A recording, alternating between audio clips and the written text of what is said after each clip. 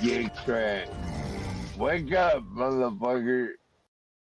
Time now for a look at what's trending in China. That's a look at what is making the headlines in national newspapers. Now, after USPS walked back on an earlier decision to halt some shipments from China and Hong Kong, an editorial in the Global Times says the U-turn not only reveals contradictions from Washington, but also highlights the resilience of US-China trade relations. Now, the piece points out small parcels can contain daily necessities for, well, American households and businesses, and say that they are actually the ones bearing the brunt of these tariff policies, and that's something officials are actually echoing. The United States recently imposed a 10% tariff on Chinese products exported to the United States and adjusted the tax-free policy on small value parcels. This will undoubtedly increase the consumption costs of American consumers and undermine the shopping experience. Min Min Lo is on camera to tell us about this story, that these retailers on these platforms are being asked with how much deposit? 30%. Okay, for what? So they're being asked by the logistics agent to pay 30% deposit, which they will have to top up or have it returned to them depending on the actual tax charges from the U.S. Customs. And this is after the U.S. Postal Service had flip-flopped on their policy about whether to accept parcels from China and Hong Kong. They have reversed that now, saying that they will find a more efficient way to collect those tariffs. But then you have the Hong Kong Post now saying that they are not accepting parcels that are being sent to the U.S. because they are in talks with the U.S. Postal Service. They're still clarifying certain issues. So either way, there is going to be some disruption to the post. The question is how long, and that is what retailers are most worried about, especially small businesses that are working very hard to protect their reputation with consumers, and also the factories. They could be at risk of closure if there is any halt to these deliveries, because they're already operating on very razor-thin margins. They don't have a lot of room to lower prices further, which means that U.S. consumers will likely have to bear the brunt of any price increases. And especially this is going to be acute for those low-value goods like socks, fashion accessories that are being sold. And Nomura, for example, is estimating that China had sent about $46 billion worth of these goods, small parcels, each valued at less than $800 last year. And of course, these parcels used to be exempted from any customs duty because of the de minimis rule, but then now that is being revoked by Trump. And Nomura is saying it could cost China about 1.3% of its exports growth and about 0.2% of its GDP. So pretty significant, given that China sends about, that these small parcels make up about 11% of China's exports to the U.S. And you mentioned the Hong Kong Postal Service is there as well, but it's not the only way that Hong Kong is really being caught in the crosshairs between US, China here. The anxiety that a lot of businesses here have always felt, which is that Hong Kong increasingly appears to be getting lumped in with China when it comes to policy making. Just tell us how, that's sort of risking Hong Kong's status as a financial hub. Yeah, and I'm sure you know very much about that because you co-wrote that story as well. And pretending to ask the question, Rebecca. Please tell me about the story that I wrote earlier today. Yes, so President Trump, if you recall, in his first term in office back in 2020, he signed that executive order to end preferential treatment for Hong Kong when it comes to economic and trade matters. So what this means is that those 10% tariffs imposed on Chinese goods, for the first time, they also apply to Hong Kong goods as well. But for now, economists are saying don't panic because the tariffs apply to goods manufactured in the city, and that applies to about just 1.3% of Hong Kong's exports to the U.S. Things like jewelry, metals, gold, because the bulk of Hong Kong's exports consists of these re-exports from other countries. So that's the good thing. But there is a psychological impact here because you look at companies like Hutchinson's, which operates that 2 of the 5 ports in the Panama Canal that is now being targeted by the U.S. Companies looking at that case are going to think twice about investing overseas, especially in strategic sectors that could potentially come under fire from the U.S. administration as well. So all of these adding together, you mentioned the Postal Service disruption, they really threaten to ruin Hong Kong's reputation as that stable business hub, that international connector between mainland China and the rest of the world, especially when these policy differences between mainland China and Hong Kong starts to erode over time. Prepared remarks just crossing the wires. Let's get straight to Megan Casella in D.C. Megan. Hey, Sarah. So Powell's sending a clear message today on the rate outlook, telling lawmakers in his opening statement that the Fed does not need to be in a hurry to adjust its policy stance. He'll say that's because policy is now significantly less restrictive than it had been and that the economy remains strong. On the economic outlook specifically, generally good overall here. Powell will say the labor market appears solid, having cooled from its overheated state, and that it is not a source of inflationary pressure. He'll also say inflation remains somewhat elevated, but much closer to the 2% target than it once was. Activity in the housing sector, he also says, appears to have stabilized. Now, Powell also highlights inflation expectations, and I'd note there has been a lot of focus here given the recent jump in the University of Michigan survey. But Powell says that longer-term expectations, importantly, appear to remain well anchored. Now, on the monetary policy front, Powell will say risks on both sides of the dual mandate are in balance and that policy is well positioned to deal with what he calls the risks and uncertainties that the Fed faces. But as expected, no direct mentions here, guys, of fiscal policy or politics in the prepared remarks, something that lawmakers will certainly be focused on in their questions. And finally, guys, Powell will also say the committee is assessing data, the evolving outlook, and the balance of risks in considering both the extent and the timing of any future cuts. So overall, not a lot of surprises here. Powell does use some softer language throughout about conditions that appear or seem stable, potentially giving himself some cover or some wiggle room. But overall, he seems quite comfortable to have the Fed remain in its current holding position, given where the economy is right now. Guys?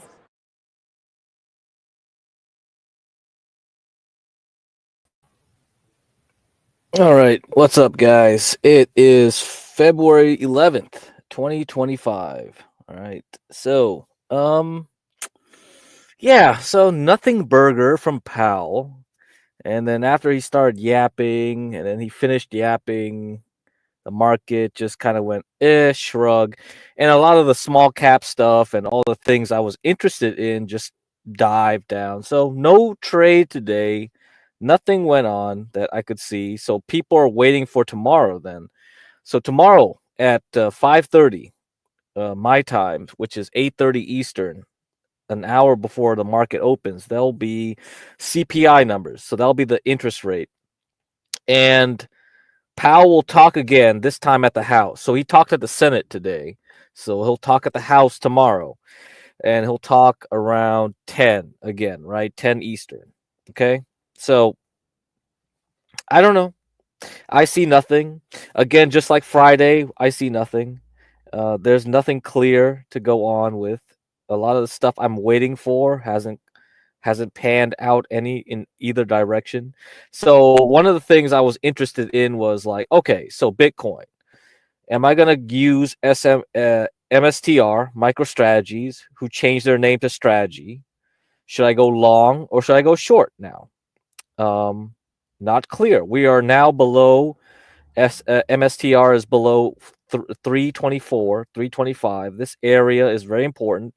I played it last Monday from 309 up into Tuesday, basically, because I held on, right?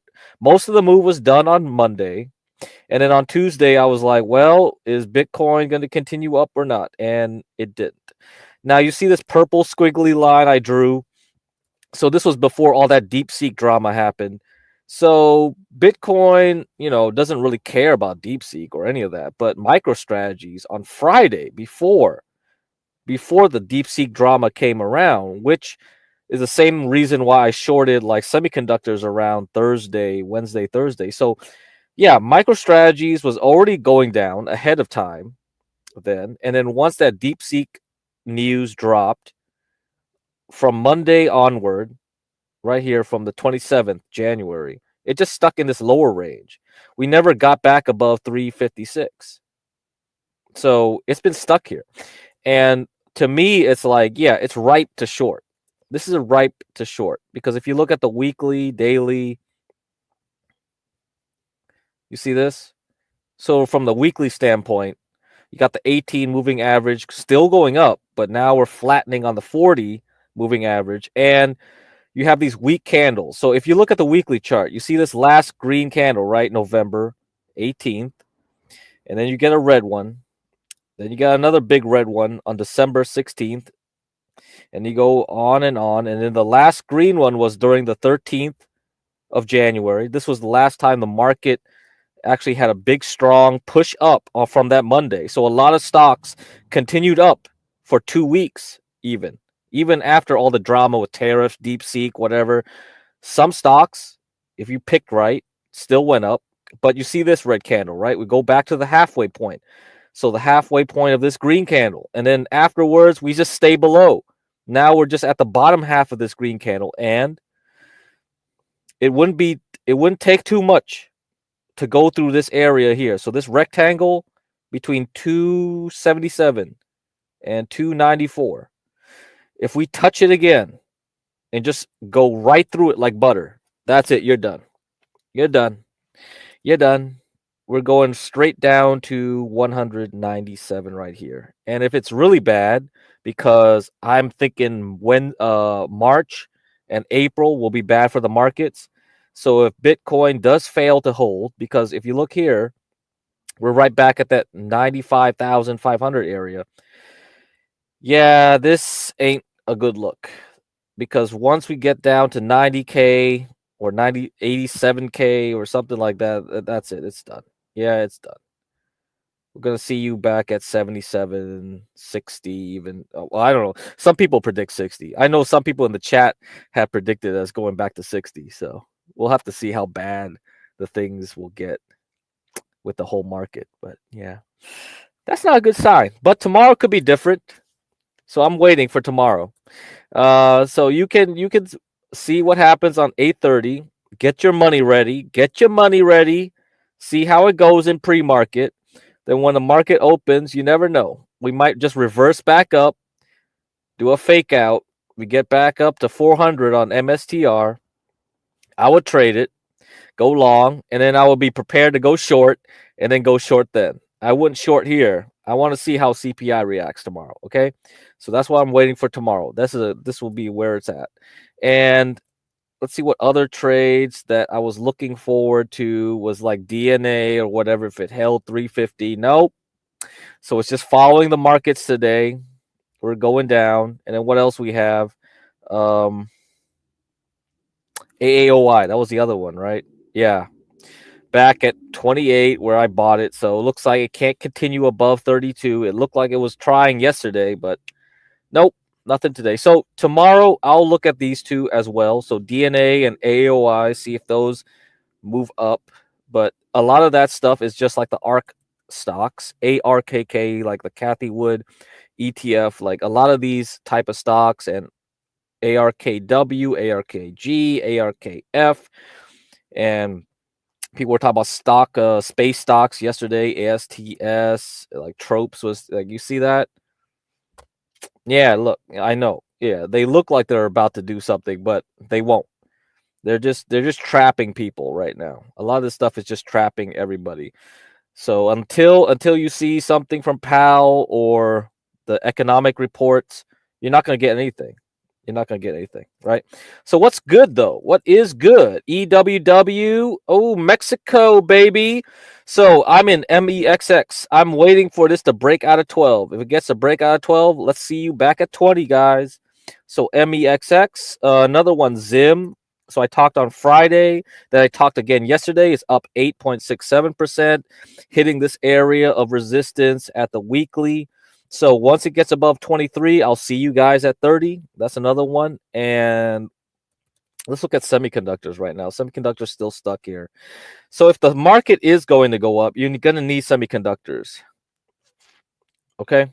So right now, let's look at ALAB. ALAB earnings down 9%. Sorry. So that didn't pan out. And on Monday morning, you had On Semiconductor. Sorry. This thing was pretty bad. This already was going down like 15-something% a week ago, or not a week ago. I mean, over a month ago. This is over a month and a half ago on New Year's. This is not a good look. I don't know what news made it do that, but nope. So earnings didn't do anything. LSCC is the only one going up today, but as you can see, we are hitting resistance here as well, because yeah, you're trying to go up and then you're just falling back down. If it just collapses, yeah, we're not getting anywhere here. Tower Semiconductor, TSEM. Yeah, okay. It's doing fine since October 2023, but it's, yeah, it looks like people have been selling off all since New Year's. That's not a good look. So a lot of things under the surface I already see is pretty bad. All right. And let me see what else. What's Palantir doing? Okay, still holding on. And what is Affirm doing? Affirm, AFRM. Okay, still holding on. Okay, we'll see how that goes tomorrow. Let's see, Shopify. Okay, yeah, after earnings it was up like 4% here. Not a big result. Asan, I'm still looking at ASAN. I talked about it last week. Let's see how it goes. Because I like the shape of this. Maybe tomorrow we'll know. Peloton is another one I mentioned, but again, same thing. A lot of these type of stocks, PTON, yeah. I need to see what it does on CPI tomorrow. Tesla, terrible. So it's dropped below its 18 weekly moving average. It failed to hold 403. This last week it was down 10%. It's going below the midpoint here. So if you look at the daily, look at that. So this was actually an important area, midway between 404 and 283. It looks like it's doing pretty bad. See what happens when it hits 283 tomorrow. If it does that, it could do that. If everything goes down tomorrow, watch Tesla to really test this level. And if it fails there, then see you at 139. That could be a short as well. So Tesla could be a short. SMCI told you yesterday, that was it. We hit the resistance at 42. Okay, so that was it. I only played from Monday to Friday. I didn't play the last Monday. That was like, I think we'll have to see how it goes. Earnings today. All right. Earnings after the close. You have Upstart after the close as well for earnings. So I'm going to watch this one. It's testing 72. That's going to be important if it can break out. If it doesn't, see you at 48 for UPST Upstart. Upstart, I think, does, it's a fintech type stock. So I think it does loans with AI. So AI loan officers, stuff like that. And then what else? What else? Lyft, I think, does earnings after the close. Lyft is important because, yeah, it's after the close. Lyft is already down 5%. See what it does. It's important because Mobileye had news yesterday. They're doing a lot more cooperation with Lyft. It jumped 11.82%. I mentioned Mobileye, MBLY is a ticker, because in earnings it dropped to about 14.5. It came back up the whole day. And the several days it's been trying to stay in this range, right? And it's halfway. So most of the action was halfway of this area. See that?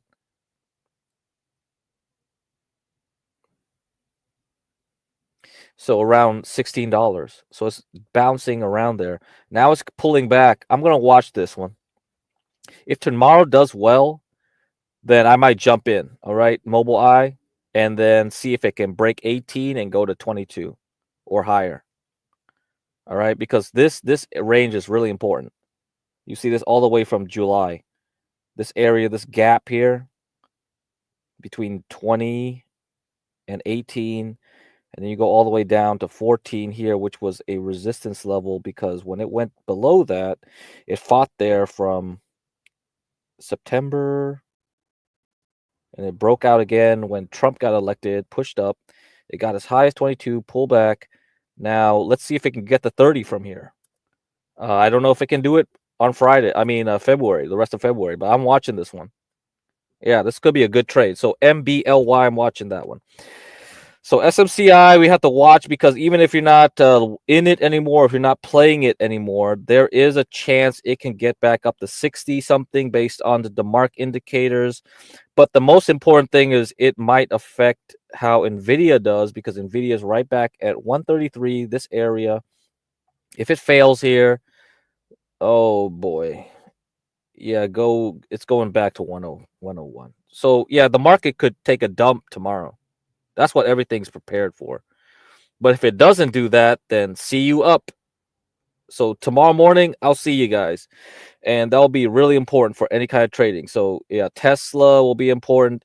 And there's a lot of ETFs that you can play with Tesla. There's 2x long Tesla. There's 2x short Tesla. Let's see, what's the one? TSLQ is short 2x. You have TSLR long 2x. You have TSDD short. Yeah, okay. Tomorrow morning, let's see what happens. Okay, so get ready. Just get ready for anything to happen. ATAI was up today, but it fell back. I don't know.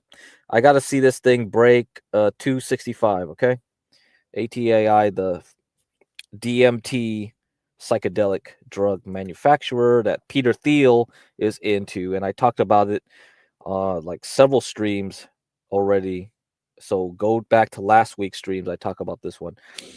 Let's see what else. What else? That's important to talk about now. Mobile Eye, talk about that. Talk about Mexico, MEXX. Oh, Hawaiian Electric. Oh, my. Yes, my favorite this week. So, yeah, we got a good result from the Hawaiian Supreme Court. Okay. So, if you were, I talked about this several weeks ago. To go to 7. I don't know if HB got into it. But he was waiting for 7 as well. But once it couldn't clear 7, I just jumped in. Once it just bounced here, okay, get in at 850, whatever. Don't care. Keep adding. Now I'm wondering if I should add more here when it comes back to 10. Watch it at 1050. Watch it if it clears and goes to 1050. If it does, get prepared to add more. It's going back to 15, 17, 18, 20. Okay. This one, so the Supreme Court basically said the insurance companies cannot sue Hawaiian Electric or the government of Hawaii for the fires. Oh, yeah, you can get out, but like, dude, once this thing clears, yeah, dude, especially utility stocks, this is the way. This baby is going back up there, so I'm holding on for that. What else we got? Is any other stock like this right now? No, not really. Just Zim, right? Zim. So I already talked a little bit about that. I'm waiting for 23. Once it can clear that, I could see you at 30. And earnings for Zim is not until March 18th. You got a lot of time. So this thing can roll right back up to 30 just before earnings. You jump out, wait for earnings, see what happens, and then you do it just like you do SMCI. I don't play earnings. I just play in between the earnings. All right, that's the way you do it. I'm not gonna gamble on a single event here. Okay, I'm not gonna do that shit. I just make my easy money that way. And we got Tesla already gave earnings, right? Tesla already did earnings on the January 29th. So you got plenty of months until you get to May. Who knows where Tesla's going? Tesla could go all the way back down to 103. You buy from 103 and go back up to 400 by May. All right. So if the stock market takes a dump, wait for it to come back to 130. Buy it there and then go back up to 400. That's how you do it, dude. That's easy money.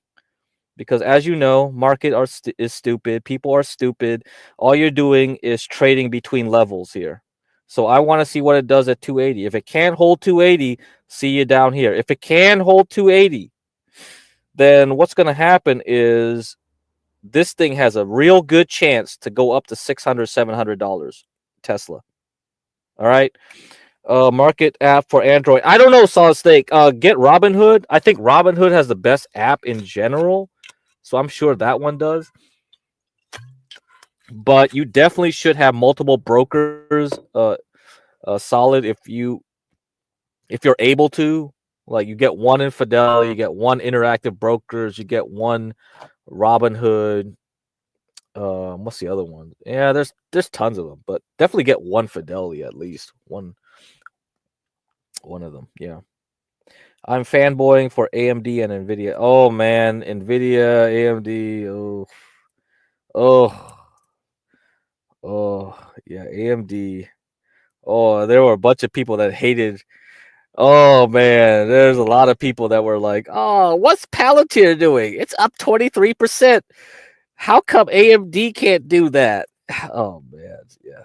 Well, yeah. So AMD right now went below 125. Yeah, it's gonna go down to 92 probably eventually. Yeah. If you're gonna buy AMD, you might as well wait for it to buy there. Nvidia is gonna require earnings, and that's the end of February. Okay. Last week of February, Wednesday, I believe. Yeah, Wednesday of February 26th. Okay, so that's about it for that. Let's see. So I'm looking for other new players here. We had SMCI from last week was the play. There's no easy plays now. You see now SMCI pulling back to this area before earnings at 39. So I'm curious to see how it does. And we have Mobile Eye. I'm definitely gonna watch that one. Yeah. Okay. If this thing comes down tomorrow and it's real good price, yeah, you could go for it. Let's see. Let's see. There's a lot of things to do. Deere has earnings later on. Let's see what the other earnings are. Let me check the calendar here.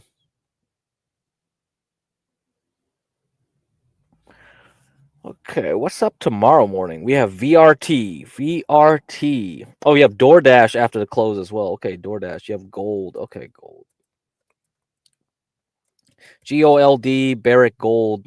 Oh, not this one. Come on. I don't want real gold. Barrick Gold will do earnings. So that's what one I will watch. See what happens. Ooh, yeah, that could affect things a lot in the gold area. Okay, what else? VRT. VRT does liquid cooling for data centers. So we got that one. Ooh. Yeah, it dropped on the DeepSeek stuff below the resistance of 108. Yeah, so I'm going to watch this as well. Okay, VRT, I'm going to watch this one. Yeah. Anything else? Anything else? I've heard there was like maybe Fannie Mae, Freddie Mac was going to have earnings. I haven't double checked that. So I got to see what that's doing. So if you guys listened to me before about Freddie Mac, Fannie Mae, like this is the one. It's the one. What's his name?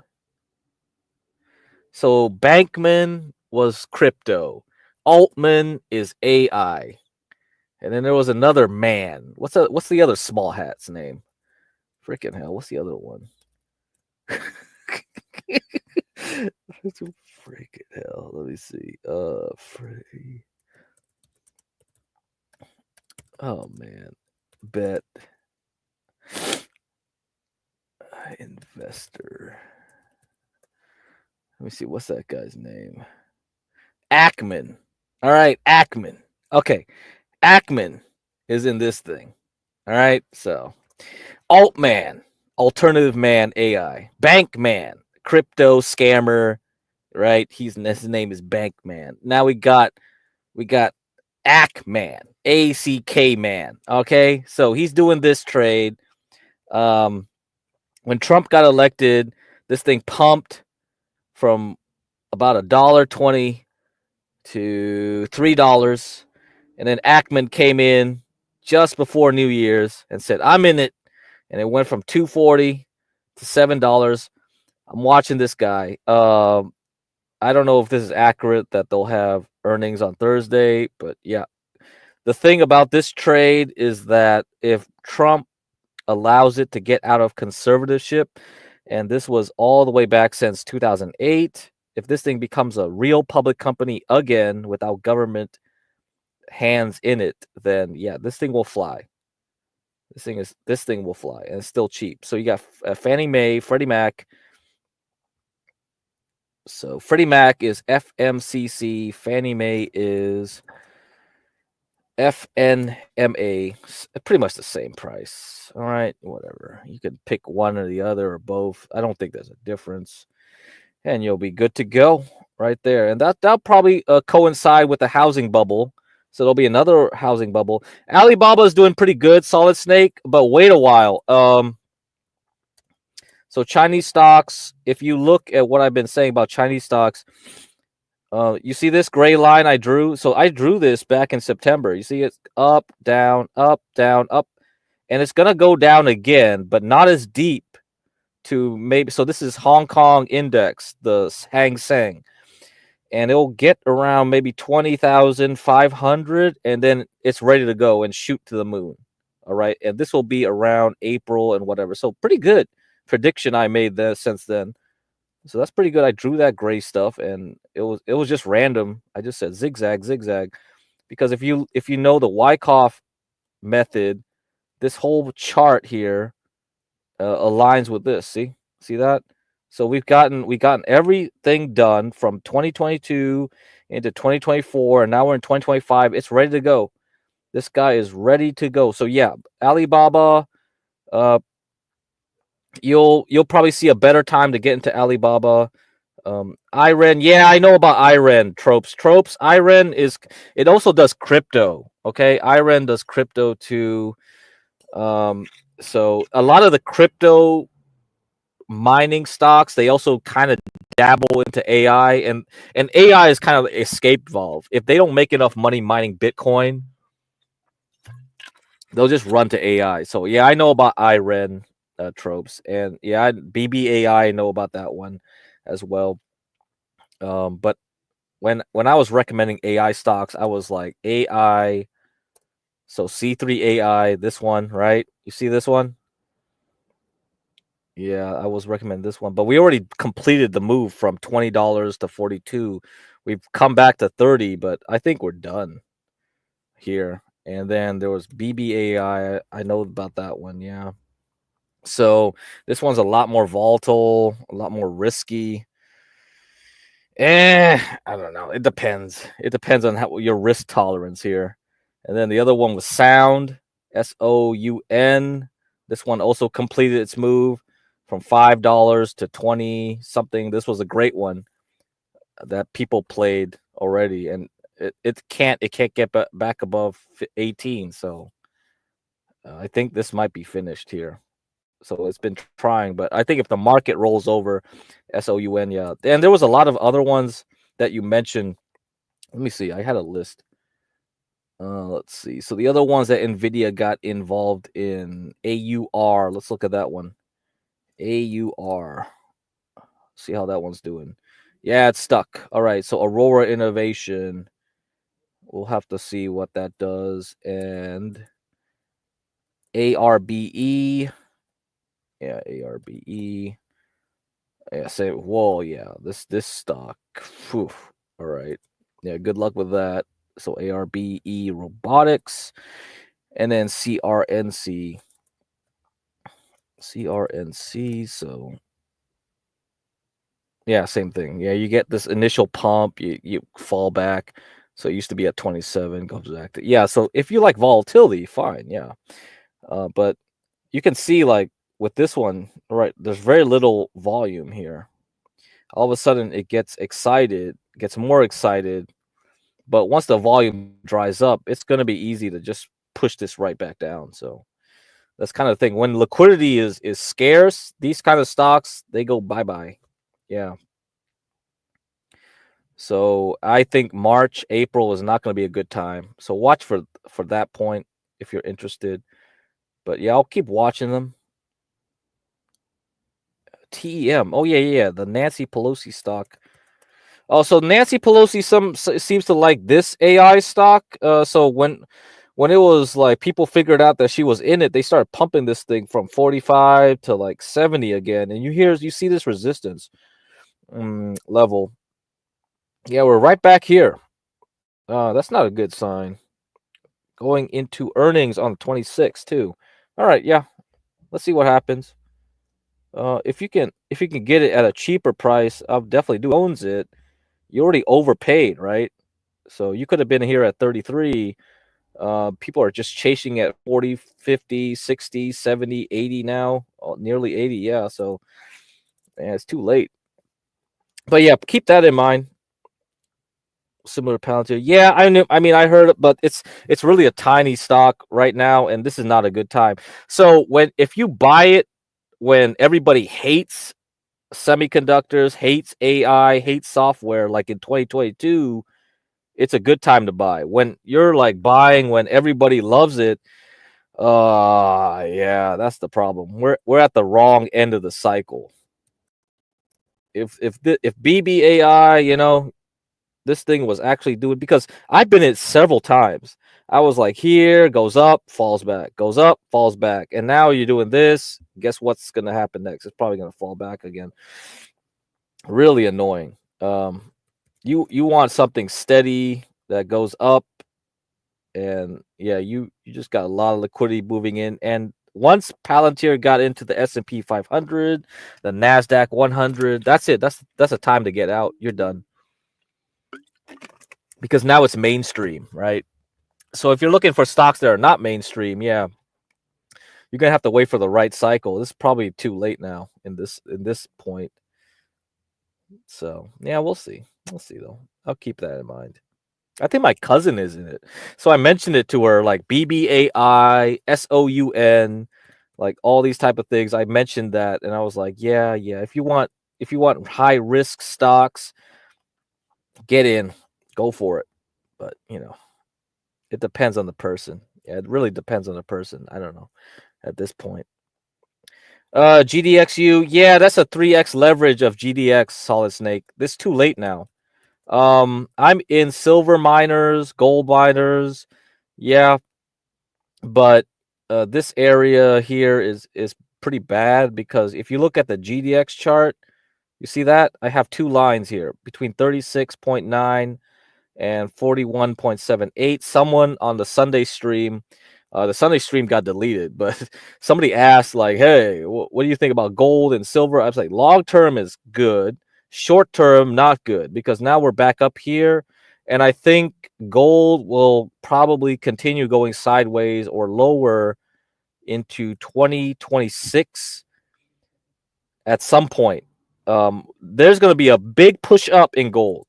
So you're going to see a really strong push up on gold. I'm not sure about silver. Hopefully silver will go with it. And you'll get a big move in silver, because silver has been stuck below $32 an ounce.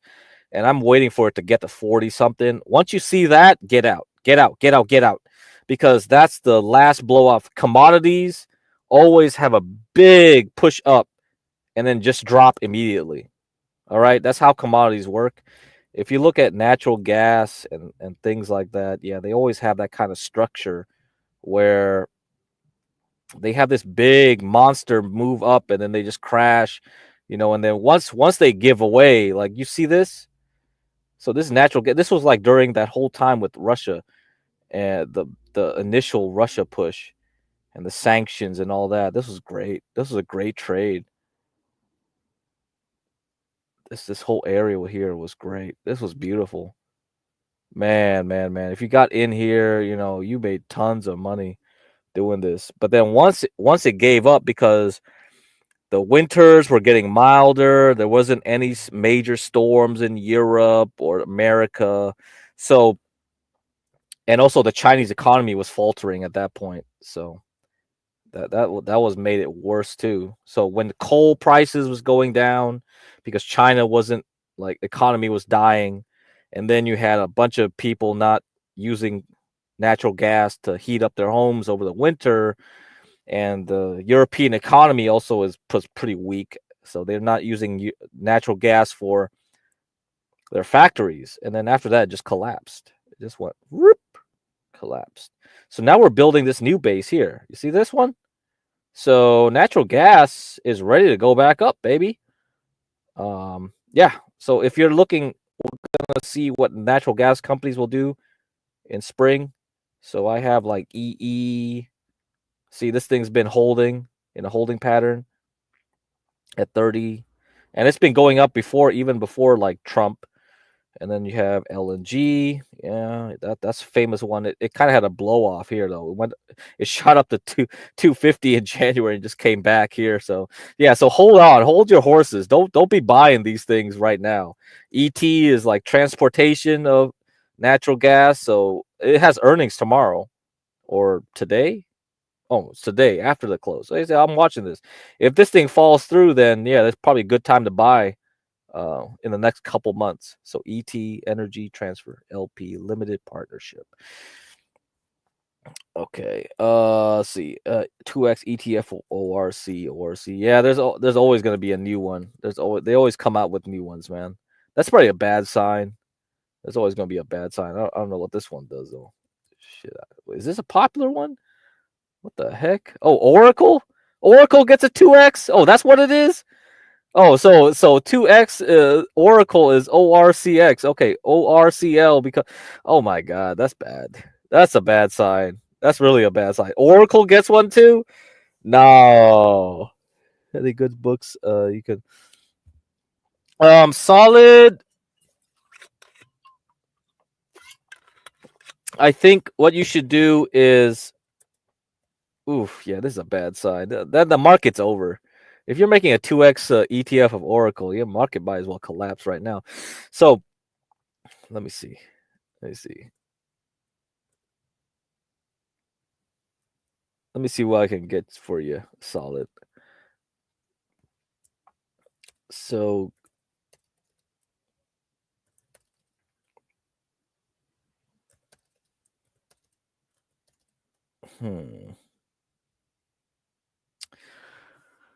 that's a good one. Let me see. What's the best one to do it?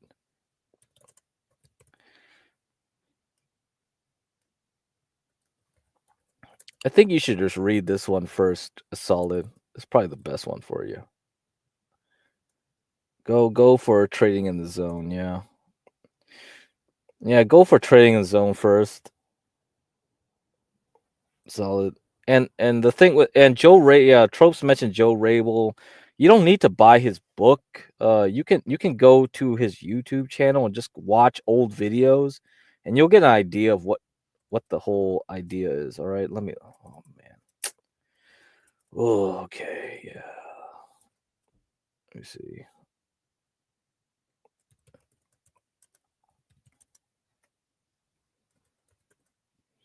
So see if you like that. So solid, yeah. Go here too. Trading in the zone. You can read that one. That's psychology. That's important. You need the psychology. And then you do invest like a pro. That's where Joe Rabel does it. So watch the videos. Just watch a bunch of his short videos. You'll get an idea of what he's doing.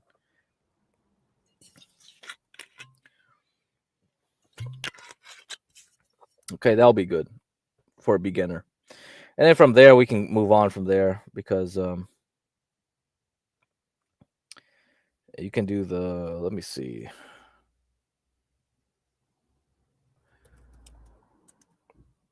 Okay, go here. I think. Let me see. No, not that. Yeah, they took away that website. Shoot. Blah, blah, blah. Wyckoff. Let's see. Wyckoff method.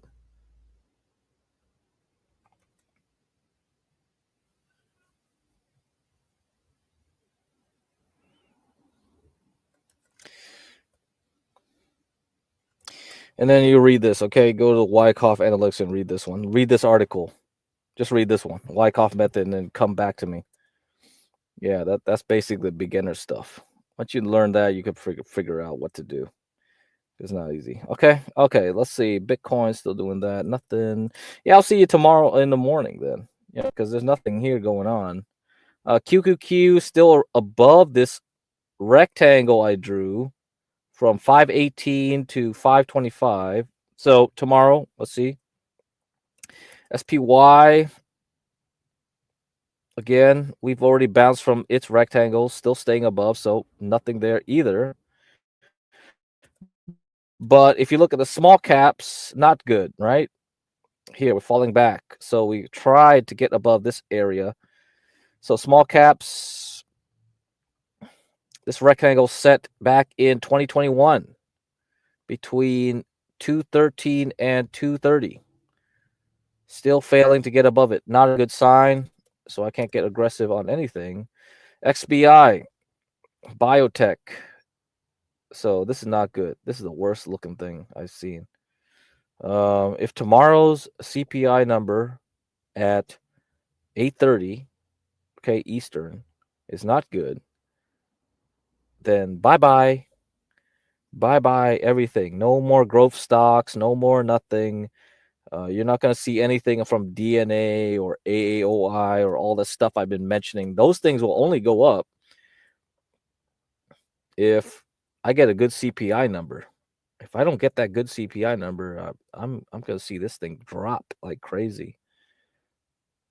Yeah, and then once SMCI reports earnings, if that's bad too, then Nvidia is going to drop. Then you have the small caps drop, and then Tesla is already weakening right here. That's going to drop.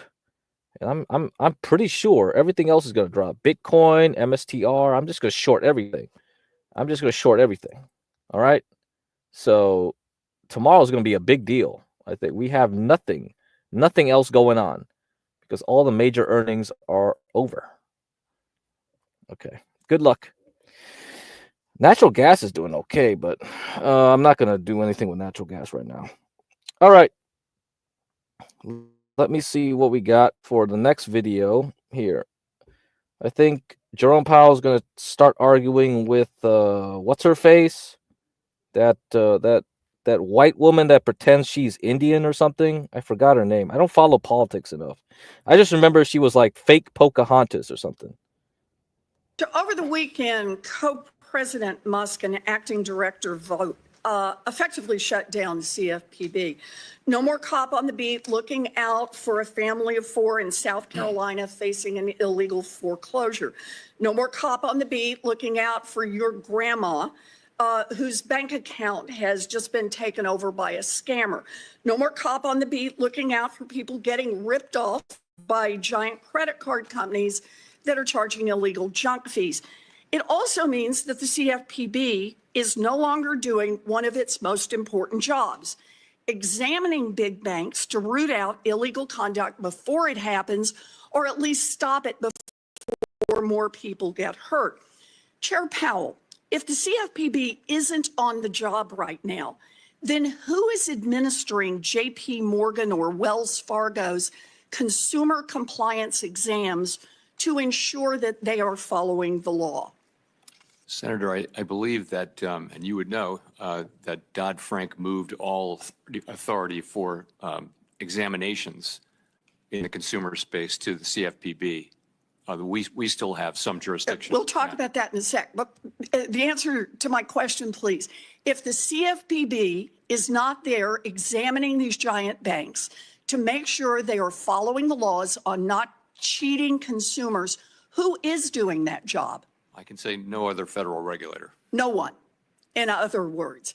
So thanks to Co-President Musk and CFPB Acting Director Vogt, Wall Street banks no longer have to show the bank examiners that they're not illegally opening accounts people didn't ask for, like happened with Wells Fargo, or charging illegal junk fees like the Bank of America did.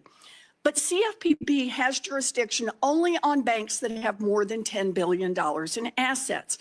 So what's happening in thousands of community banks all around the country, those that have less than $10 billion in assets? So Chair Powell, as you know, the Fed oversees consumer compliance for state member banks that have less than $10 billion in assets.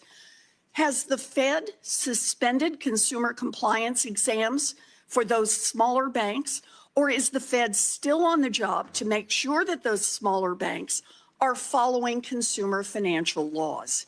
Still on the job, business as usual. All right. By forcing the CFPB not to do its job, President Trump, Elon Musk, and the author of Project 2025, Russ Vought, are giving Wall Street banks an unlimited get-out-of-jail-free card so they can cheat working families, even while community banks continue to play by the rules.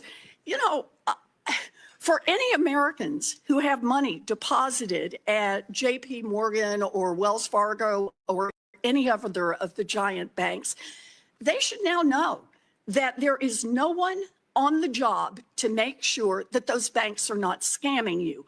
Only the smaller banks now have a cop on the beat to make sure that they aren't cheating consumers.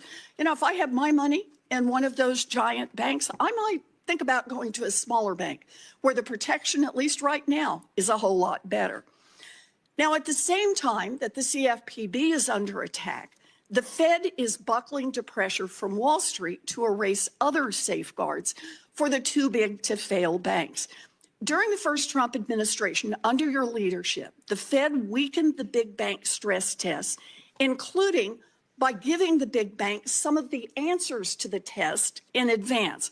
I called you out on it, but you promised right here in this committee that you would not give those banks the whole answer key. I'm going to quote you back. You said, complete knowledge of the models could lead to a model monoculture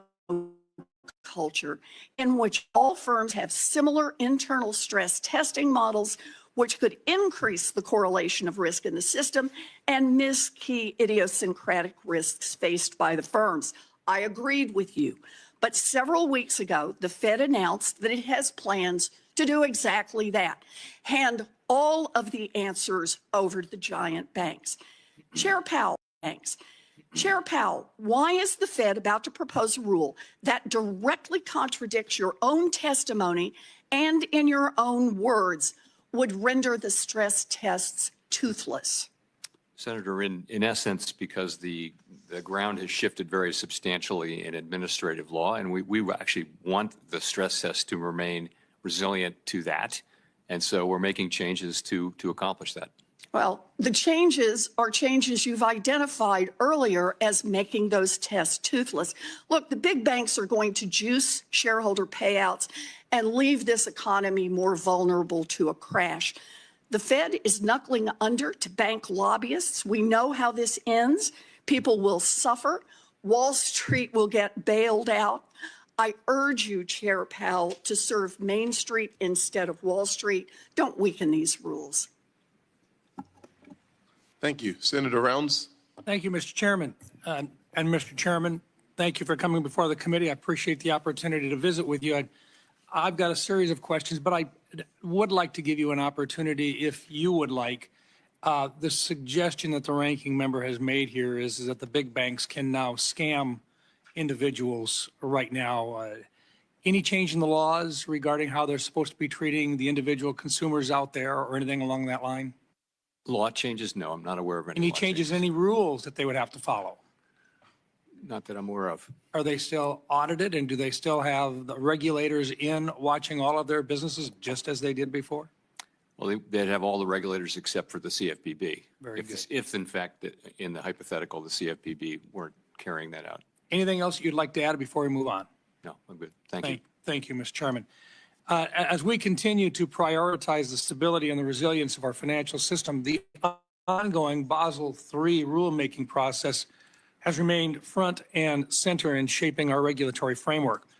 I guess I was rather outspoken with my opposition to the original proposal, and further work was stalled at the end of the last year. I guess my question for you today, sir, is could you provide an update on the Federal Reserve's progress in finalizing the Basel III endgame rulemaking process? I'd be glad to. So we remain committed to completing Basel III endgame. We think it's good for U.S. banks. It's good for our economy that there be a global standard beneath which foreign banks can't fall. And that was one of the big ideas behind the whole Basel Committee approach. So where it sits now is we await leadership arriving at the OCC and the FDIC, and that seems to be happening. And when that happens, we're going to sit down with them and work our way through to a Basel III endgame proposal. And I think we can do this reasonably quickly, one that is compliant, consistent with the Basel requirements, and also consistent with what other large jurisdictions are doing. I'm optimistic that we can do that fairly quickly, and we're committed to doing that. We always wanted our banks to be competitive with European banks. And I'm just curious, the original proposal that was in front of you, and I'd like your thoughts on this, it was estimated to increase our bank's capital by 19%, which I think may very well have created a potential disadvantage within the U.S. institutions versus our European counterparts. with any new proposal, what's your thoughts? Would you make a commitment that this would be a neutral approach with regard to capital? The main commitment I'll make is we'll work together with new leadership at the other banking agencies to do something. But that's certainly, you know, I've said many times in this committee that I think that the level of capital in the largest banks is about right, and so it'll shake out somewhere in that area, I would guess. Our expectation would be, and the markets would expect that it would be neutral with regard to capital. In that range, but I want to defer to our new colleagues and get their views as well. But that's a good starting place.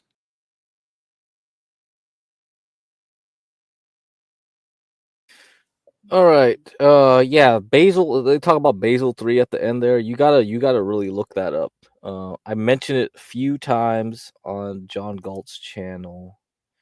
So let me see, what's the timeline here? What's the timeline? Let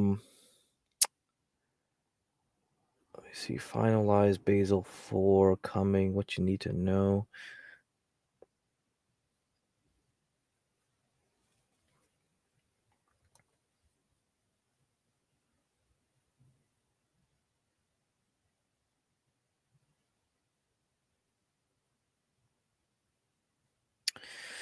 Oh, come on. I don't got time to read all this shit. Oh, man. This is like financial. Ugh. Like, when is it going to happen? Let's see, blah, blah, blah. I know it's going to happen in a couple years, or at least maybe next year it'll be finished.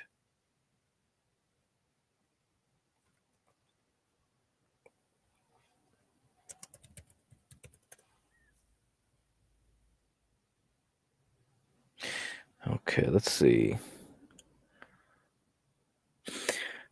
Basel 3 Endgame is essentially considered the final stage of Basel 3 regulations, with the implementation timeline currently set to begin around July 1st, 2025. While Basel 4 is often used to describe the potential future significant changes to banking regulations beyond Basel 3 with no concrete timeline yet established. Oh, great. Meaning Basel 3 Endgame is expected to be implemented before any potential Basel 4 rules come into effect. Essentially, Basel 3 Endgame is the current focus for regulatory changes, while Basel 4 is more speculative future concept. Oh, my God. Oh, man. Crap. All right, so this is something that will probably go underneath everything that I've been talking about. So if you watch some of my videos, I talk about liquidity issues and stock market goes up because of liquidity. This whole Basel 3, Basel 4 stuff is going to be, who knows. And on top of that, Trump can remove Jerome Powell May 2026. Okay, so we got July 2025, Basel 3 Endgame. Then we'll have a period of nobody knowing what the heck they're going to do for Basel 4 up until Jerome Powell potentially could get kicked out by Trump in May of 2026. So we got something going on there underneath, okay? And one of these days I'll have to go over more of the liquidity thing. Let me see if I can find it. Liquidity, blah, blah, blah. Oh. I think his name was Max Anderson. So he was pretty popular person to cite. Max Anderson. Let's see if I can find his old, because I actually archived it. Good thing I did, because all that stuff is removed now from Twitter. Okay. So let me get that. So I'll show you this. I was gonna do a dedicated stream just on talking about this stuff. You know, put the link in the chat so you can look at it.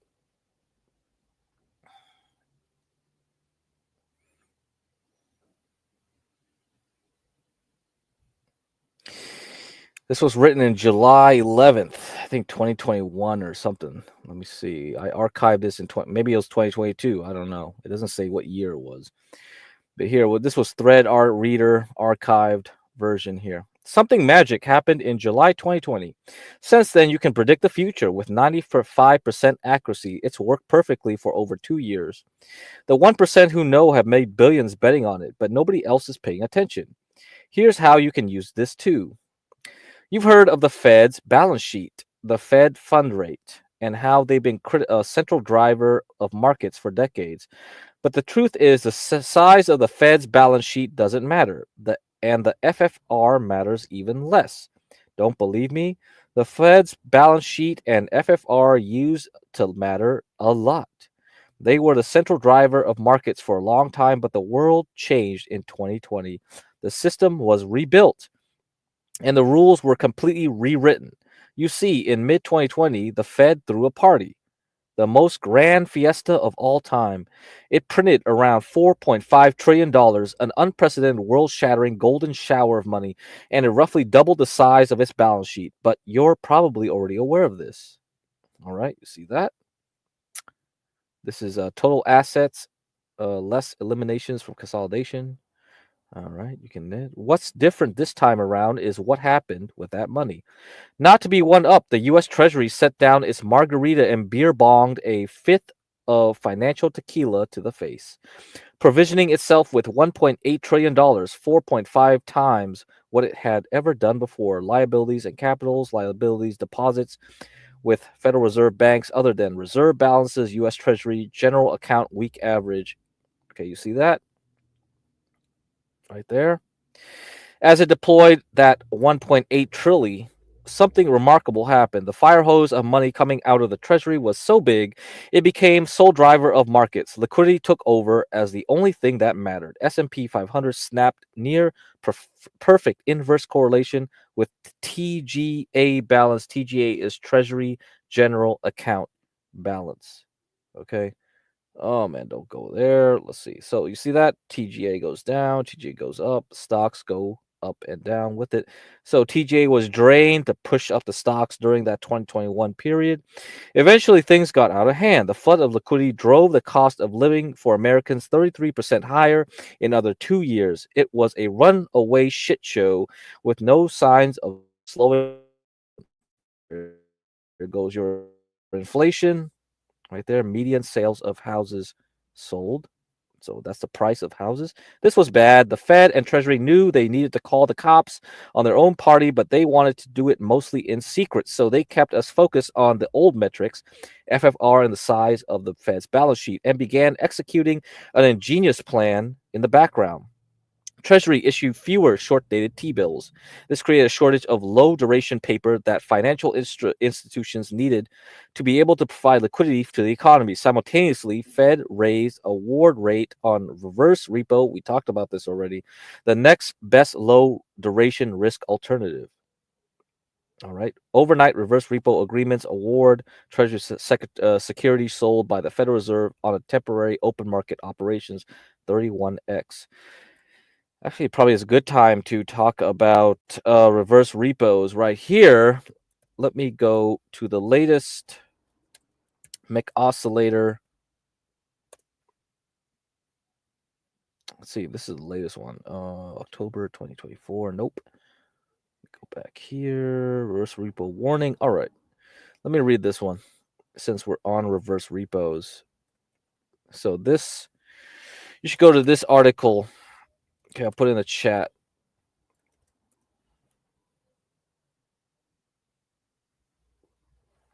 Yeah, go here. All right, let me open it. Since we're talking about reverse repo. Reverse repo warning. Okay.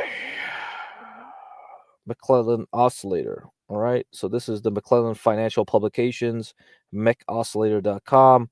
McClellan Financial Publications 2025. Okay, end of quarter effect, end of quarter effect. So these spikes, ignore them. And this is reverse repos, billions of dollars, inverted, shifted 5 trading days forward. Okay, so if you got a lot of reverse repo, you can keep pushing the market up. We are about to head to zero right now. Fear not the end of reverse repos. The Fed can always go back to doing outright repurchase agreements. A lot of analysts have noted that the size of the Fed's book in reverse repurchase agreements, RRP, reverse repos, has gotten really small lately. The New York Fed reports its level daily via the St. Louis Fed Great FRED website at https://fred.stlouisfed.org/data/RRPONTSYD. Good luck with that. Those data are what I show in the chart above with a couple of adjustments. The first is that I invert the scaling so the shrinkage of RRPs show up as an uptrend to better match the stock market. The second adjustment is that I have shifted forward the plot of RRPs by 5 trading days to show how their movements get echoed in the stock prices a week later. So that's what he did there. So the RRPs are actually going down. And actually, I can show you the website with the RRPs. Reverse repo. I've already shown this many a times, but might as well show you it again here. You can go here. You can see what they're doing. They don't hide this stuff. It's hidden in plain sight. Right here. So this is a reverse repo. You can see that. You see this? Okay, let me zoom out to 2018. You see that? Can you see what the stock market was doing between 2021 to 2022? And then it just went again. So when the Fed, right, in 2021 said, like, wait a minute, we're not going to pump the stock market no more. We're going to raise interest rates. That's when this thing just plateaued out, right? And then once we started saying, okay, hold on, we're going to stop raising interest rates, then this thing started going back down. When this thing went back down, guess what? We had 2 years of back-to-back S&P 500 going up 20%. All right? Now, the last time the S&P 500 had some trouble was here in 2018. Okay, let me go back there. 2018. This was the last time we had a major correction before COVID. I'll ignore COVID. COVID was a special case. So around here, when January 2018, and then suddenly it started dropping. We had less and less reverse repos. Guess what happened? Eventually, during September, October 2018, the stock market went down. That was when the liquidity ran out. We ran out of liquidity. And that's when Jerome Powell, he was still here. Okay, he said, oh, I'm going to stop raising interest rates. All right, so let's get back to the story. To understand the repo market, I suggest that you read What is a Repurchase Agreement from the folks at Investopedia. The short version is that a repo is a loan to a bank or hedge fund. So if the Fed or anyone makes more of these loans, then the hedge fund honchos have more money to pour the stock market. If you reduce such lending to hedge funds, then they have to find other sources to borrow from or close out positions to pay back the loan, and stock prices tend to fall. A reverse repo does it the other way, wherein a bank buys treasuries from the Fed to make its balance sheet look better, but pledges its loan portfolio as collateral.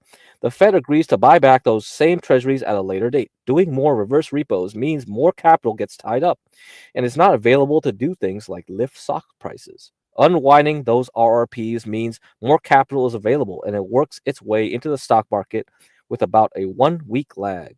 I've highlighted in that chart above that activity picks up in RRPs at the end of every calendar quarter as part of the banks doing window dressing. Those end of quarter spikes do not seem to get echoed in stock prices, but other movements do. All right, so you can read the rest of this thing on your own. All right, so you have an idea. That's why reverse repos matter. And then we can go back to here to Max Anderson's little thing. So the result, over $2 trillion of liquidity got sucked into reverse repos and became unavailable to circulate in the economy, 6 times more than had ever been done before. Overnight reverse repurchase agreements Treasury secretaries sold by the Treasury Federal Reserve as a temporary open market operation. So what does this all mean, and why does it matter, and how does it help you predict the future? It all comes down to something called net liquidity. Net liquidity is the amount of dollars actually available to circulate in the economy. It is calculated as follows. size of the Fed's balance sheet minus how much of that has been sucked into the Treasury minus how much has been sucked into the reverse out of the reverse repo. So that's your equation right there. And if you know that equation, you can know where the stock market is going. So yeah, so you can read more of that as well. I put all the links in there, and we'll probably have to go over this once again for you guys to understand why stock markets do what they do. But you know, you don't need to go into the minutia of it. All right, let's see what other videos I got left here. Crypto regulations. Let's see what I got. I haven't watched this one. I'm curious to see what is the crypto regulation the new SEC commissioner on crypto says. First, about what's already in standing. There have been a lot of enforcement actions really brought forward by the previous Gensler administration. Are any of those cases going to now be dropped? Well, Sonali, it's great to be here, and you point out that the enforcement cases that we were left with do complicate the situation. We have been using enforcement cases to set regulatory policy. We're trying to shift that so we actually set policy and then we bring enforcement cases as needed. But we will have to untangle the cases that are there, and that will require some work. But also, it's facts and circumstances. We have to look at each cases on its merits as we go forward. As we mentioned earlier, the SEC filed a request to put its case against Binance on hold. What other cases do you have to untangle? Well, I think people know that we've brought a lot of cases over recent years against a number of people, of entities in the crypto space, and we have to look at each one of those on its own facts. But you know, there are a lot of cases out there, so that is one piece of the work that's going to require time and patience. I also want to talk about the agencies themselves. If you think about the SEC and the CFTC as well, how soon do you think it's going to be worked out in terms of where ultimate authority over the crypto industry is going to be? Is there a case to be made that the SEC over the CFTC should kind of be the ultimate arbiter here, or do you think it should be the other way around? I think, again, there are a lot of things going on here. One is that we're working on looking at our jurisdiction that we currently have and saying what falls inside that jurisdiction, what falls outside that jurisdiction. And then we can point out to Congress where we think there are gaps, where maybe something is not covered by our jurisdiction, not the CFTC's, not the FTC's. And then it's up to Congress to fill that in. Of course, Congress is working in parallel. They're working on legislative efforts to provide more clarity. And so we're always, willing to shift course if they decide we should have more jurisdiction or less jurisdiction. Commissioner, how do you feel about this idea that's been put forward, largely by academics really at this point, about a potential merging of the two agencies? Do you think that there is some sensibility here for there to be one agency rather than two disparate ones in a move really that would clear up some confusion, not just for the crypto industry, but for financial enforcement writ large? That is definitely above my pay grade. I've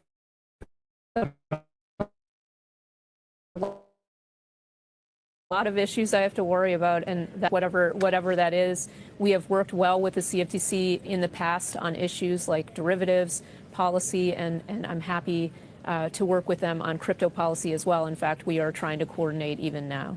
Well, as we've mentioned, you're the head of the SEC's crypto task force. You're widely seen as an advocate for the industry. I have this really basic question. Why are you such a proponent of crypto? In your view, what purpose does it serve? So I would take a little bit of issue with that question. I don't describe myself as an advocate of the industry. I'm a freedom maximalist, though, and I think what the approach that we've been taking to crypto has been one of using regulation to stop people from trying to do interesting things they want to do. We actually have a very flexible regulatory framework. Congress saw the need to give us exemptive authority, for example. We have the ability to use these things. And instead, we've just put roadblock after roadblock up against people who are trying to come in and talk to us as we've asked them to do, or come in and register as we've asked them to do. And so all I'm asking is that we have an innovation policy that allows people to innovate and that allows people to try new things. And that's really applies across the board. I think there are other areas where we need to be better on innovation too, but watching what's happened to crypto over the past several years has just been extremely frustrating for someone who believes that government is there to serve the American people, not to stymie them when they're trying new things. Does that mean that, in your view, crypto does have a purpose? And what is that purpose? Well, I think that there is a lot of really interesting work that is being done and that will be done involving crypto. I mean, the technology allows people to coordinate in ways that was not possible before, people who don't know each other. And in the past, it's been very difficult for people to build something with other people across the world they don't know. But this creates a trust mechanism that really does enable people to do interesting things. You can build things on a public blockchain, and you can build things in the financial world. We might see some integration of blockchain technology into the traditional financial world. You can do things outside of finance as well using the technology. So I think it remains to be seen where it will go, but I'm excited to see where it takes us. You refer to yourself as a freedom maximalist. Does a freedom maximalist, does that mean there should be no regulation in this space? We live in a country where we have a very established financial regulatory framework and other regulatory frameworks as well. The one I've worked in is the financial regulatory framework. And I'm committed to using the existing statutory framework that we have. And as I've said in announcing this task force, it doesn't mean a free-for-all. It doesn't mean you get to do whatever you want. We have rules in place, and those rules will be enforced. But I think in this country, regulation is designed to create some basic parameters and then let people have the maximum freedom to innovate and try new things within that. And frankly, allowing people who desire to participate as investors or purchasers to have that freedom too, with the understanding that with that comes responsibility, and that if something goes wrong, you don't necessarily have someone to run to. But of course we have rules in place, and of course we will continue to enforce those rules. Commissioner, I want to go back also to a letter that you wrote, a statement that you wrote a week ago. And the title of this is "The Journey Begins." In that letter, you talk about how the Commission is working hard to process applications for exemptive relief. Could you give us some clarity, some more color around what types of exemptive relief you are looking to grant companies right now? Well, so there are a couple different strands that we're working on. There have been a lot of exchange-traded product applications that have come in, and so that's one thing that we're looking at. But we've also invited people in to get relief from particular provisions of the statutes and regulations where they're bumping up into problems because there's something unusual about the technology that doesn't fit with the legacy statutes and regulations. So we have this authority to use. We can use it on a case-by-case basis. We can do it on a class basis if there's a set of people in the industry who need relief. So we're looking at all kinds of different adjustments that people need to be made. Again, maintaining our commitment to our three-part mission, which does include investor protection. The other part I'm wondering about is when it comes to exchanges in particular. For the path to registration, do you see a path prior to any legislation taking effect? Do you think that this process could be facilitated faster? I think the first question that we have to ask is this a trading platform that's trading something that is a security, in which case there would be a need to register with us. And we have exchanges and we have ATSs as well, which are a different form of trading venue. And so that's something that people can try to use in the crypto space. So we're willing to work with people on those kinds of applications as well. Finally, you mentioned kind of the ETFs that have been looking to register. Of course, there has been a lot of them tied to many different assets. How are you looking at these filings coming through? And to the extent that there could be some restrictions, where would they be and what would they involve? I think what we're trying to do is apply precedent the way that it in a way that's consistent, so that we're trying to stay consistent with the past, yet looking to the new technology to see if there's anything about it that enables us to tailor or craft our approach. So we're really looking at the whole gamut. We're getting a lot of these in, and so we're trying to take a holistic look, yet also looking at each one in its facts and circumstances, and we'll provide guidance as we can do it. If there's sort of universal guidance we can provide, we'll do that, but it's still early stages. Commissioner, does the president and first lady launching their own meme coins make your job more difficult? You know, I think one of the things we're trying to do is look at categories of tokens that are out there. There are lots of people who are introducing meme coins right now. Facts and circumstances matter. We always have to look at the facts and circumstances. But many of the meme coins that are out there probably do not have a home as in the SEC under our current set of regulations. And so again, if that's something that Congress wants to address, they can do that. Maybe that's something the CFTC wants to address. But many of those, I think, probably are not within our jurisdiction. Now, finally, I want to ask you before we let you go here, we had referenced the 60-day pause of the SEC Binance lawsuit. Do you see a pathway to drop the lawsuit entirely, or is this something that the new SEC will still want to be pursuing? Well, I can't talk about any specific case. I think we are looking at each case on its facts and circumstances. And bearing in mind, this is a really unusual situation for us to be in. During the past several years, enforcement cases have been used as a way to make regulatory policy. That is very atypical. And we're trying to get back to the path where we're really using our other tools to make policy, and we're dealing with enforcement issues using our enforcement tools. And so that all needs to be worked out. Commissioner, before we let you go, a question about deferred resignation offers. Can you tell us how many employees have taken the administration's deferred resignation offer? And is there some sort of target for how many staff the agency could lay off? So I don't know the answer to your question. As you know, the deferred resignation program the timeline has been extended out on that due to court consideration of that program.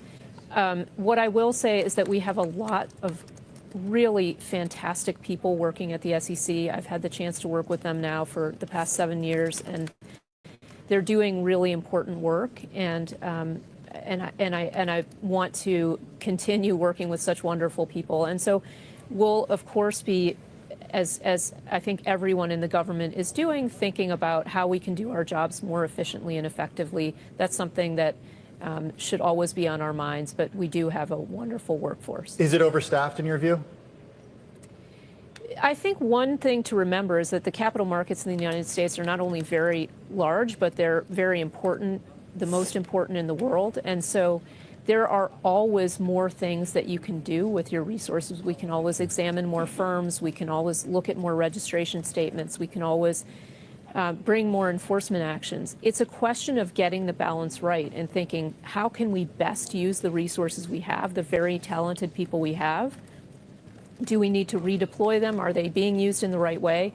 And those are questions that any SEC leadership is always asking. How can we best use the resources we have?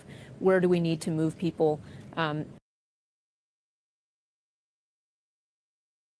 That any SEC leadership is always asking. How can we best use the resources we have? Where do we need to move people? Where do we need to move people? Where do we need to move people? Where do we? Man, I don't know. Streamlabs has some weird thing where it always cuts out some piece of the end of that thing. So anyway, okay. Let's look at what's going on after market. Supermicro was down nearly 4%. Okay. After earnings, we got that. Upstart is up 21%. UPST, great. I like this stock. Hopefully things don't get killed tomorrow at the CPI. And then we got Lyft down 8%, but Mobileye is not flinching off of that, so it's not affecting Mobileye. And Supermicro with the down 4% is not doing much to NVIDIA right now. NVIDIA is still at 132, so no effect there. DoorDash is now up 5% after being down like 2-3% at the beginning, initial reaction, so that's good. All right, so let's see what's going to happen. I think tomorrow we'll have to get the CPI numbers. Super micro, I'm assuming, is going to get very tired very quickly. Too many people have been buying that thing up to $42. It's going to be ripe for a sell tomorrow.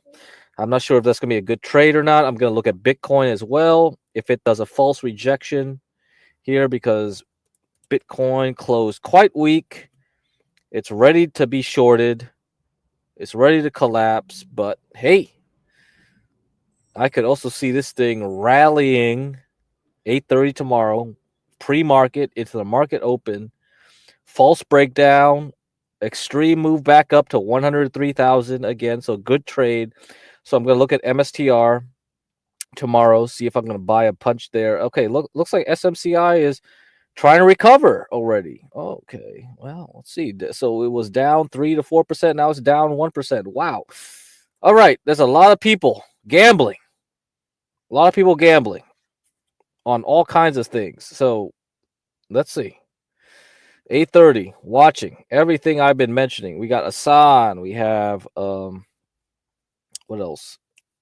Freaking DNA, AAOI, all kinds of stuff, right? A lot of small time stocks. And then you got Upstart now. Ooh, looking good. Looking real good. Let's see. Upstart. So I said 73 was a problem for Upstart. It's right at 81 now. Huh. So yeah, okay. Oh yeah, that's really good. Okay, that's really good. Let's see if it holds. All right, tomorrow morning, watch it. Watch if it holds. So you see that purple line right there? So between this range of 48 and 72 point whatever. Now it's at like aftermarket, it's around 81. See if it holds. If it holds 72 tomorrow, then it can continue on for the rest of the month. Because this is like, if you look at the weekly chart on Upstart, UPST, same thing like a firm. These kind of charts, they're ready to fly. These things are ready to fly. If they can hold, though. And we'll have to see how the CPI numbers come tomorrow. So these kind of stocks, they're ready. They're ready to go. That's why DNA, same thing, is kind of like, oh, man, look at that. It's trying to reverse, you see? It's trying to reverse. All these things are trying to reverse. You kind of look for stocks like this, where you have a big reversal. And you got Twilio coming around on Thursday. It's going to release earning on Thursday. You see this? Yeah, bathtub type thing. Twilio, TWLO. And what's the other one? Asan. Yeah, Asan. Another one, same thing. You see this. You make a large base like this, and then you're ready to fly. Okay? Alrighty. So let's see what's the next video I got to show about Musk. Something about Musk. Oh, man. Here, I got to go take a break for a while. So before I show Musk stuff, let me show you this gold. So some people were asking about gold. So here.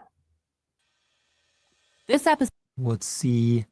So today is also, again, the time to put in some questions. So I will take the time at the end to get back to your topics. Yeah. Let's talk about the gold price. And for sure, I mean, we are the foundation for the study of cycles.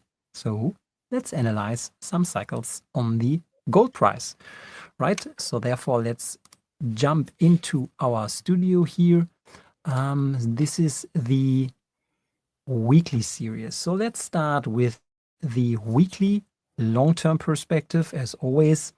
And then let's ramp up fresh, just as everyone would see that chart. So this is the basic view, how everyone would see the gold price analysis. If you open our cycle analyzer dashboard, it's loading the past 850 bars. By design, you can change this if required. But let's start with that setting first. So we have enough history to analyze the current past with analyzing weekly data. On the bottom here, we can see the spectrum analysis of that weekly series. And here to the right, we see the peaks, so the cycles which have been detected by that or in this spectrum here.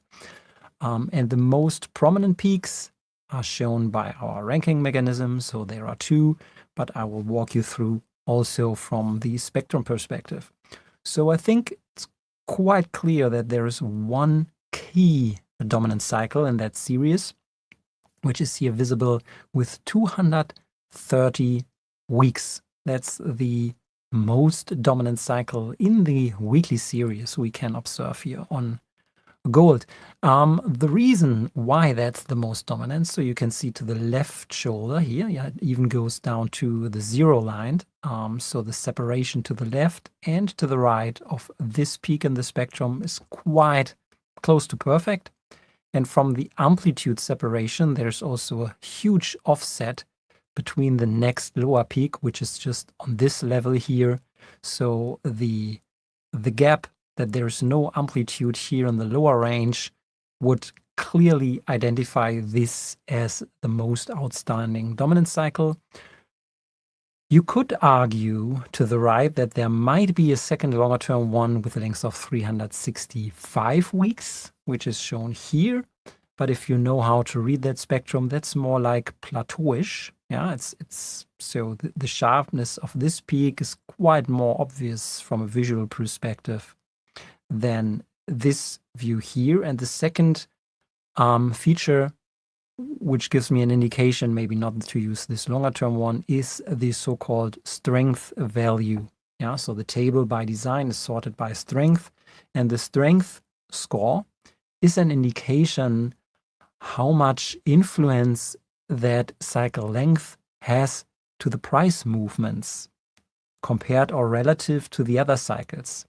So, and we just should compare them in a relative fashion. So the cycle with a length of 230 has a strength score over 3, while this one has 1.6. So this 230 week cycle is more powerful in regards to the price action. So it's has twice the impact on the price compared to the 365. So 365 weeks. So said that, therefore I would not use this one even if this is anyhow outstanding. So it's the quite obvious one to watch out here is this long-term cycle. So therefore let's now activate this cycle here on the chart. So when we see this cycle has rolled over since November, December, now into a long-term downward phase, which goes through the complete 2025 into even late 2026. So for the next 2 years, this cycle is in a downward situation and the last upswing cycle. So we could also argue we are close to a regime change. So 2023 to 2024, this has been the upward leg. Now the next leg, which is around the corner, is more showing the downward phase of that cycle. I mean, for sure, that's not enough to give us some valid trade decision making, but at least we need to be aware where we are in that long-term cycle. We could even load some more data to our chart. So even if this is what I partially recommend. We can also move to log scale. Let's anchor the start somewhere here at the kilo 2001. Let's update the analysis. So this is the huge upswing. Now taking into account 1,300 bars. So 1,300 weeks going back into the year of 2000. So 24 years of data using here in that analysis. And you can still see, I mean, slightly changed. Yeah, it's not 230, but you can see how dominant this peak is even if we add more data to our analysis. And I think that's quite interesting. So even if we add more data, you need to be careful with the phasing of the current phase, but it's not quite a big difference here. So we can identify this long-term cycle on gold, which seems to be rolling over or has rolled over just in the past 2 weeks.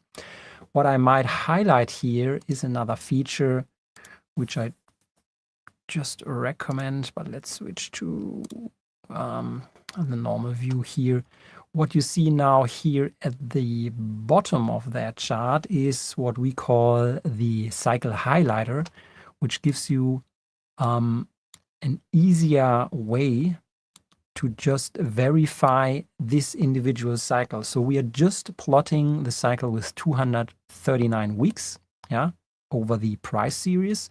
But here at the bottom, and to verify amplitude and phase shifts in that cycle, which is not easy to spot in the top window here, but at the bottom, you see the same theoretical cycle plotted in red. That's the same as on the top here.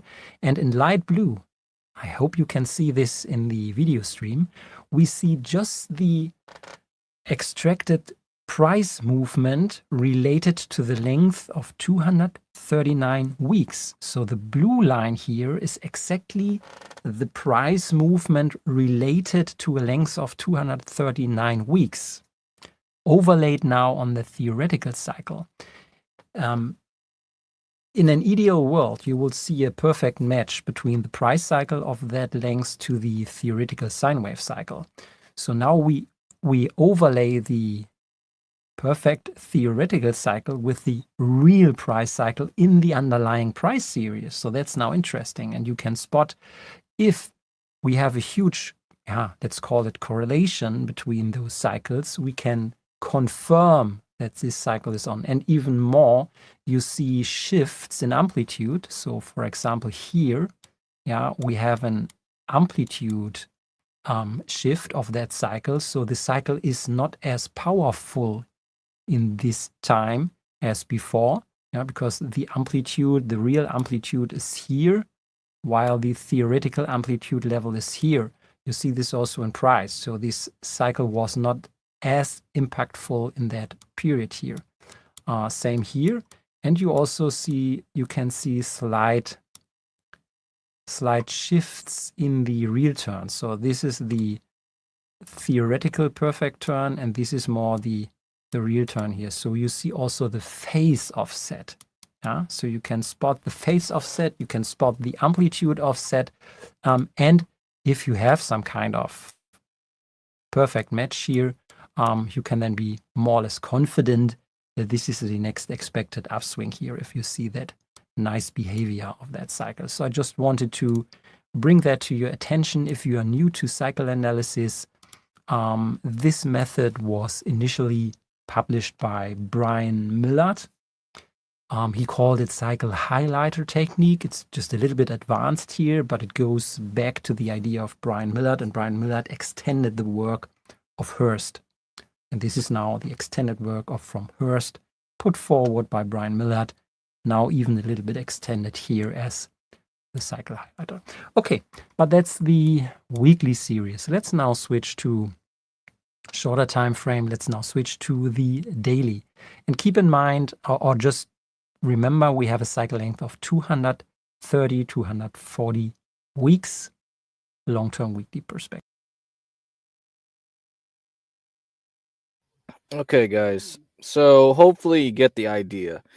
We are in a long-term cycle top, okay, for gold. And so for a weekly chart anyway. So yes, so I think from probably May-ish, maybe earlier than that, that will be the peak of gold. We'll see. You should notice it right away when gold spikes up to 3,000 and above, and you see silver try to get to like 40. That's probably the end. Watch for that. Watch for the end of that. And let's see if it goes into May or something. And when we get there, get out. And we'll talk about how to short gold and silver and all that later. Yeah. So, and the next time to get back in would be around 2027. All right. Maybe late 2026. That's probably when like everything goes like crazy. Probably the second half of 2026 into the first half of 2027. All right. But let me play a little bit more. He's going to go to the daily chart right now. Okay, now I have switched to the daily price chart of gold. Same starting point as always. You see the spectrum here at the bottom.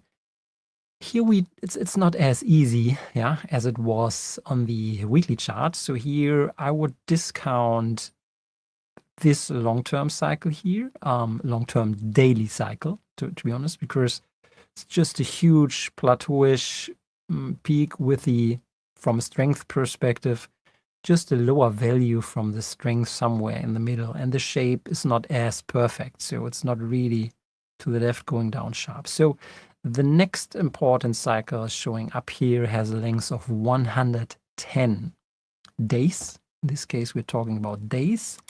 Let's start with this one. And we see it has also a huge, nice strength here in that relation. And let's start with that cycle here now overlaid. So let's zoom in a little bit. And let's do the same principle here again. So let's activate the cycle highlighter. First here, you see it here at the bottom now for that cycle. I can even zoom out a little bit here so that we see the past behavior, and let me explain the same principle as before.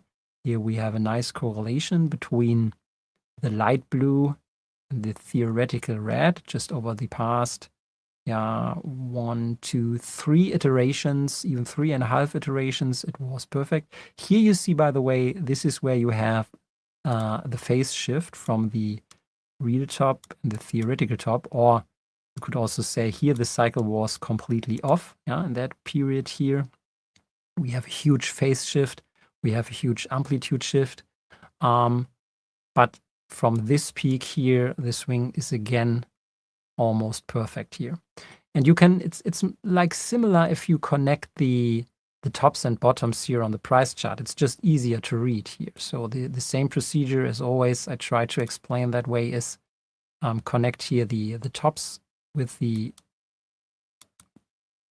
bottoms, and then you plot that kind of zigzag as overlay to the price series. And here you will see you will not find a real top and a real bottom here. So that's why, but you see it very easily on the cycle highlighter that here that cycle was off. So this was a failure. So let's not plot it here, and we even won't find a correlation here. But then from here again, so here the top, we see from here to here and here, it's more lining again. So we have, let's call this one failure. So we have one failure, and we have 1, 2, 3, 4, 5, 6 working repetitions. So that's, and you can see that more easily on the cycle highlighter than drawing these kind of zigzag lines. So therefore, make yourself comfortable with how to use the cycle highlighter. This will easily help you to identify how many of those swings are really identified in the isolated price action of this single cycle. Therefore, it's important to understand that technique. But let's get back to the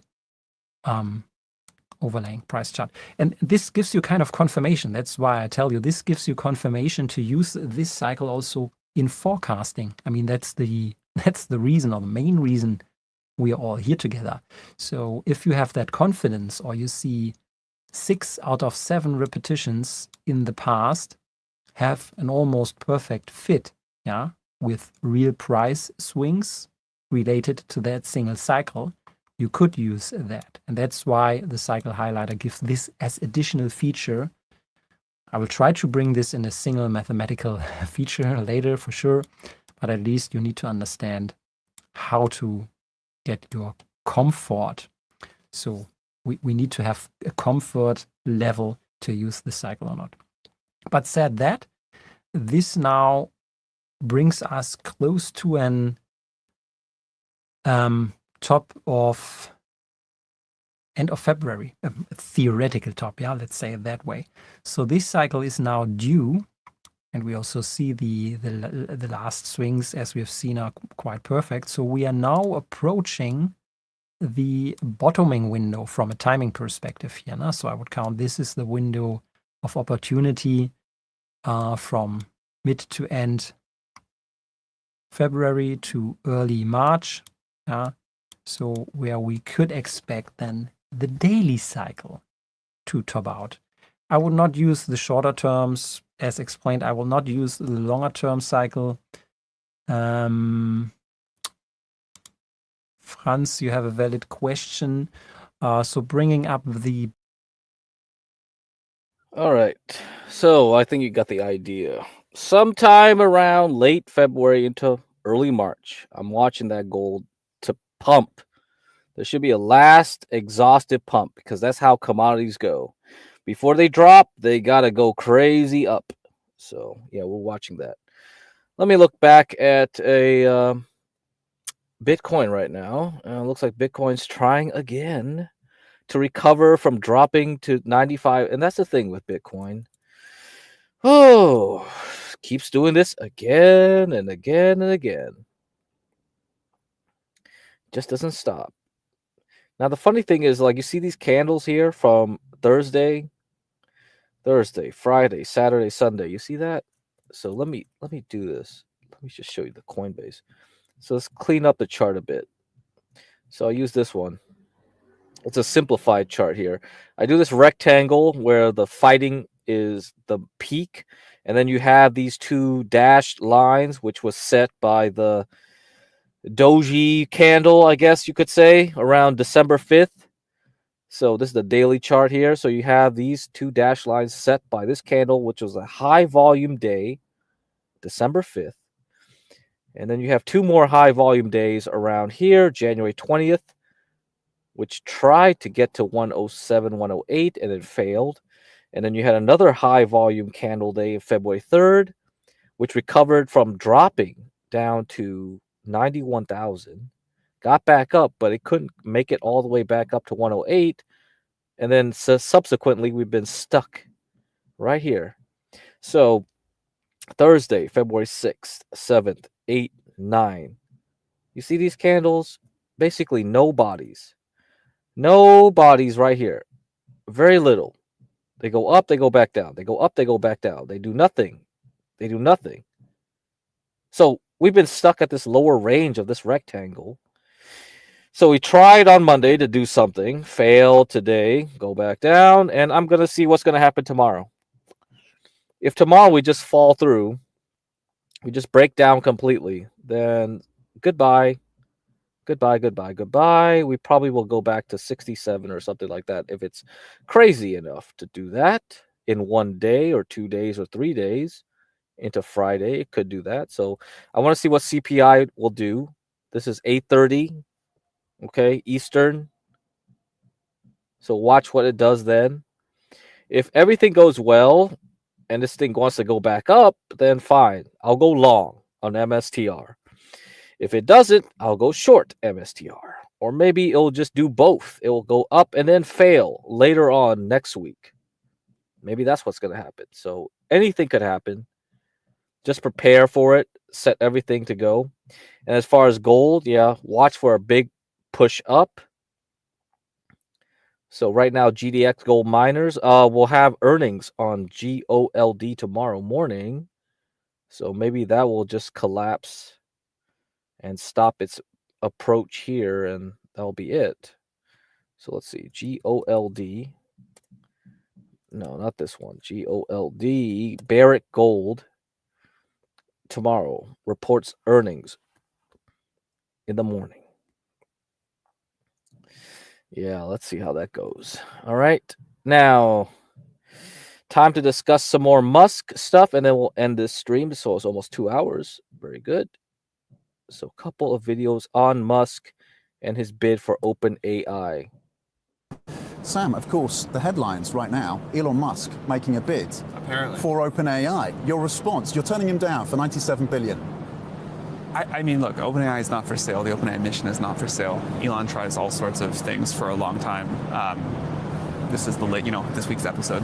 You take it seriously at all? What do you think he's trying to drive at with this? I think he's probably just trying to slow us down. He obviously is a competitor. He's working hard and has raised a lot of money for XAI, and they're trying to compete with us from a technological perspective, from getting the product into the market. And I wish he would just compete by building a better product, but I think there's been a lot of tactics, many lawsuits, all sorts of other crazy stuff. Now this, and we'll try to just put our head down and keep working. Does it make it more difficult to move from that non-profit model to that for-profit model for OpenAI? We're not moving to a for-profit model. We're not sure we're going to do it all, but no matter what, the nonprofit will continue to be extremely important. It will drive the mission. It will continue to exist. The board is looking at lots of options about how to best structure for this next phase, but the nonprofit is not changing into anything or going anywhere. Okay. What is your main mission here at the Paris AI Action Summit? You got Stargate. There's question marks about how much you're actually going to commit to that. Maybe you can give us some numbers on that, Sam. What is the messaging here from you and the team? So I've been to an earlier version of this at Bletchley Park, and that one was more focused on safety. This one, people are still talking about safety, but really I think people are now saying, okay, this technology is here, it's having incredible impact, we've got to drive it. There is a lot of questions about how people can, maybe the most common question I've gotten is, can you do a Stargate in my country? We need infrastructure here, we want to do this, can you help? So that's been a common one. But a lot of other things about just how are we going to deploy this technology to make sure people benefit, where's it going to go, in what ways is the model going to improve. Last week we launched this thing called Deep Research. There's been a ton of questions about that, how can we use this to really drive economic growth. But yeah, maybe economic growth has been the single biggest theme here. And have you had clarity on DeepSeek? I know you and the team have been looking into that, whether they distilled, whether they inappropriately used your inferencing data. Have you had more clarity on that? Whether they did or didn't, they a challenge, a threat? Built a good model. Many people will distill from many other models. Again, I feel so confident about our research roadmap and also our product roadmap that, DeepSeek will do whatever DeepSeek's going to do. Other people do whatever they're going to do. And we're just going to try to build the best technology we can and get it into people's hands. And I think that's mostly going pretty well. Do you think Musk's approach then is from a position of insecurity about XAI? Probably his whole life is from a position of insecurity. I feel for the guy. You feel for him? I do, actually. Oh, what? Oh man, dude, Altman and Musk are like jilted lovers or something. What is going on? What is this shit? What did he just say? Oh man, okay. Go back. Hold on. I'll play that again. What? Actually, I don't think he's like a happy person. I do feel for him. Oh my god. You feel for him? I do. What? And get it into people's hands, and I think that's mostly going pretty well. Do you think Musk's approach then is from a position of insecurity about XAI? Probably his whole life is from a position of insecurity. I feel for the guy. You feel for him? I do, actually. I don't think he's like a happy person. I do feel for him. Okay. Do you worry that he has this proximity to the president and he can influence the decision-making of the US presidency and policies around this agenda on AI? Not particularly. Maybe I should, but not particularly. I mean, I try to just wake up and think about how we're going to make our technology better. Oh man. Oh my god. All right, whatever. Amazing. Yeah. Well, that's something, all right. It looks like they have some history, huh? Okay, let me play another video. Hold on, let me get rid of this. Okay, done with that. Only one more video to go. Another Elon Musk special. He's always in the news. CEO Sam Altman telling CNBC this morning that Elon Musk is looking to slow down a competitor with his $97 billion bid to control OpenAI. Joining us right now, talk about all of the drama surrounding this story. Jessica Lessin, founder, editor-in-chief, and CEO of The Information. Jessica, it is great to see you. As the world turns, this one continues to. Exactly. We've been talking all morning about fiduciary duties. If you're Brett Taylor and you're the chairman of this not-for-profit that has this for-profit subsidiary with an intention to turn the whole thing into a for-profit eventually, what are the duties in terms of how you see this? I mean, I think this nonprofit board has a lot of leeway, Andrew, to reject this offer. And The Information reported last night that they told staff that they are going to reject this offer. And you've also got to remember, this is a board that has been mired in a lot of governance crises. It's actually the new board that came out of a governance crisis. But in the end of the day, I don't think OpenAI has to take this offer. And now it seems like they're kind of going on the war path to fight it and to fight Musk publicly. So it's a real buckle up moment, I think. Well, but here's the question. Is it a buckle up moment, or is this a sideshow? I mean, I think that's the fundamental question. Does this somehow bring in regulators and or politicians in the state of California or in the state of Delaware? To the extent that Sam believes that this is an effort to sort of throw sand in the gears of his plans to take the company private, how does that all work? Look, it's absolutely a shrewd move by Musk, who's trying to stop this conversion. And really just setting a price for what the nonprofit is worth in that conversion. So that's absolutely, I think objective one. Regulators are already involved. Musk has been throwing sands in the gear in a lot of ways. OpenAI's competitors have too in Washington, raising questions about their Microsoft partnership and so many other things. So I think there will be a lot of different dramas to unfold. Of course, the big question is whether the conversion will be able to go through. And that's in the courts. OpenAI has some positive momentum there. But that, time will tell. I think there's a lot more Musk and others can do as this company grows. A lot of people are getting, concerned about its power, and it has a lot of rivals who want to make things tough for it. You said there's a lot of things that Musk could do. Like what? I was thinking more actually in the public perception as well. Well, I mean, so there's X and all the things he can do through that. Of course, he is very close with our president in this country. And OpenAI has been very concerned about Musk's influence over Trump. Obviously, OpenAI announced with Trump in a very prominent way a huge infrastructure project named Stargate. So, they're getting their pathways in Washington as well. But I think that looms as a big concern. What can their biggest rival, who has the president's ear, do to make their life more difficult? In terms of the way the rest of the industry perceives OpenAI, and so many of them are in Paris this morning, where J.D. Vance, the vice president, was speaking as part of this this AI summit. I shouldn't say an OpenAI summit, but it's probably turned into at least that's topic number one. Is the sense, you think, by everybody else in the Valley that they are with Elon Musk in this, or they're against Elon Musk in this? I think it's divided, but look, Meta sided with Musk when it came to trying to block the conversion in court. They wrote a letter.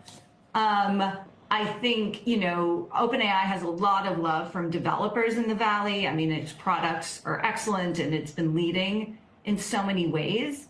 But AI is a powerful technology that is currently very concentrated. And so I think there's unease about it. There's also unease, Andrew, I think is important with OpenAI's investors. This has become, raising money or trying to raise money at a $300 billion valuation company with no clear exit plan, especially if this conversion is slowed or complicated. And so that's something I'm really looking at. Obviously, I think this offer, has a lot of problems with it, but I do bet that there's some investors saying, we take the money at this point because the world's gotten more complicated. We've got new competitors, DeepSeek and so on. So there's unease in a lot of corners, I think. So that's interesting. Do you think that, you look at a Thrive, which obviously led this last round at $157 billion. Again, though, all the valuations that we're talking about, and again, we're talking about a not-for-profit and a profit, so it's just different, maybe different apples and oranges, but I don't think so, ultimately.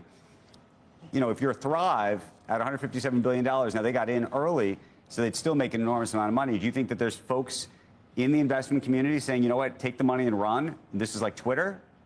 I don't think Thrive. I think Thrive's all in, and Josh is going to ride this thing to the moon or not. But I think, OpenAI has so many early investors, and, there's always a lot of nervousness about how they were going to get their money out. I remember asking investors years ago before the conversion was on the table, and they said secondaries. We'll get it out through secondaries. So it's always been an open question.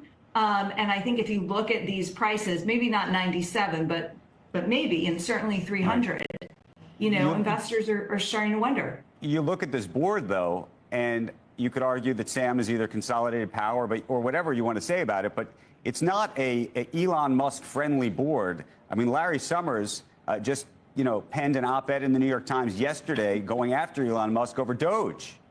Yeah. No, I think Sam has built a solid board and also a board that is there to support him. This board came out of his return to power at OpenAI. Again, as we reported yesterday, the board is going to officially reject this offer. And I think they're all in alignment there. But, this is a busy board. It's trying to pull off a very complicated conversion while continuing to monitor the progress of this company. So it really is quite the drama.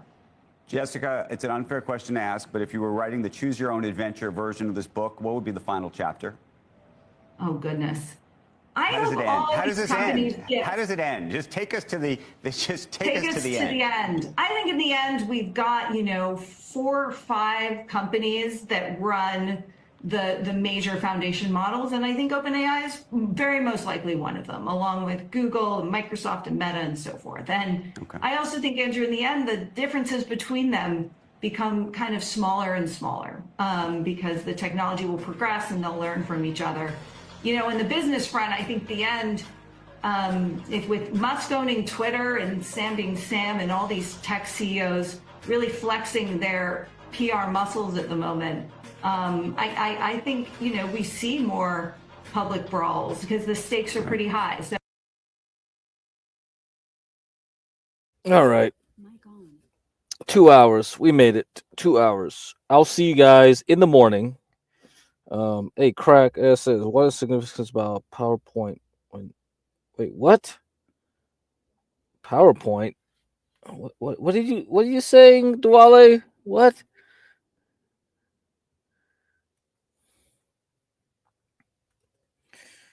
Oh man, it would just be faster if you just jump on the panel then, Duale. What are you talking about?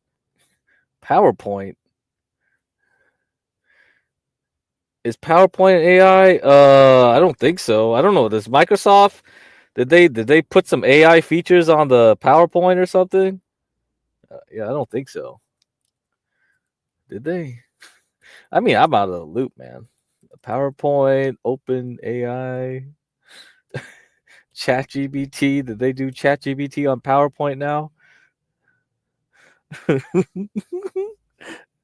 They got Slides GBT. What's this website? There's something called Slides GBT. Oh, let me see. Let me see if I can make something. There's some website called Slides GBT. hold on. Let me see what this. Let me see what this does. Hey, hold on. Hold on. Hold on. Oh shit. Wait, what? Oh, let me go. Let me go to this website. Let me put it on screen for you. Let me see if I can make some slides automatically. How do I do this? Hold on. Wait, what? Man, do people need to actually do any work anymore, man? Like, seriously. Maybe that Substack I was like I was reading from was correct, that nobody's going to make any money anymore. Everything's going to be AI. All right. I want a slide deck about the future of AI. Okay. Okay, what should I talk about? Let's see. Let's see. What the? Okay, whatever. Let's just do this. I don't even know what this does. Just do it. Just do what you just prompted. What's the future of AI? Come on. Are you kidding me? No way. What? It just made me a bunch of slides like this? Okay, create the slides then. What does it do? All right, go. Come on. Give me my presentation. Are you kidding me? Don't tell me it can do all this by already. Oh my God. Hurry up. Give me my slides. All right, I got my slides here. I got my agenda, 12 points already here. You see this? Okay, introduction to AI and its evolution, key trends and shaping the future of AI. All right, what's the next slide? Does it do graphics too? You gotta be kidding me, right? No. Oh, wow. All right. Got some kind of graphics. Oh, too? No way. What? Yeah, boy. Do you ever make a psychiatrist AI on the future? Wait, what? What's this? Oh, what are you talking about, Duale? I don't know about that. You think like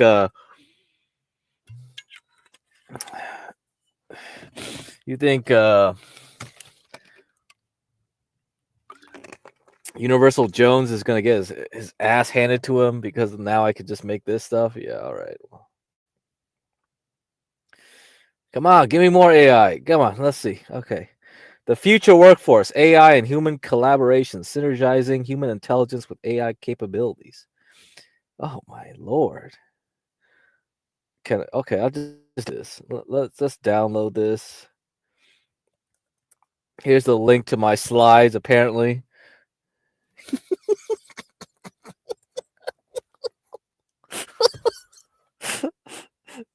Can I download this? What? I got pay? Boo! I don't want to pay shit, man. Come on.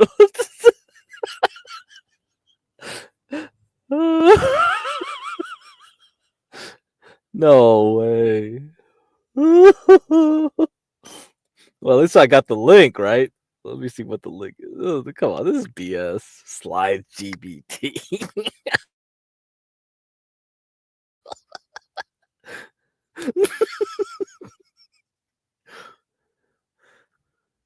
What the heck, man? No way.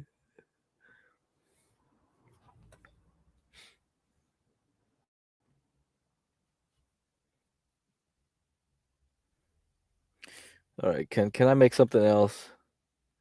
Can I make something else? No. Okay, let's do something else. Let's do something else.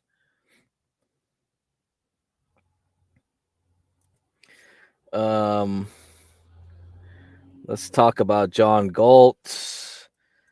Summarize John Galt in Fountain. Was it the Fountainhead or Atlas Shrugged? Atlas Shrugged. Okay, let's do that. Let's see what it does.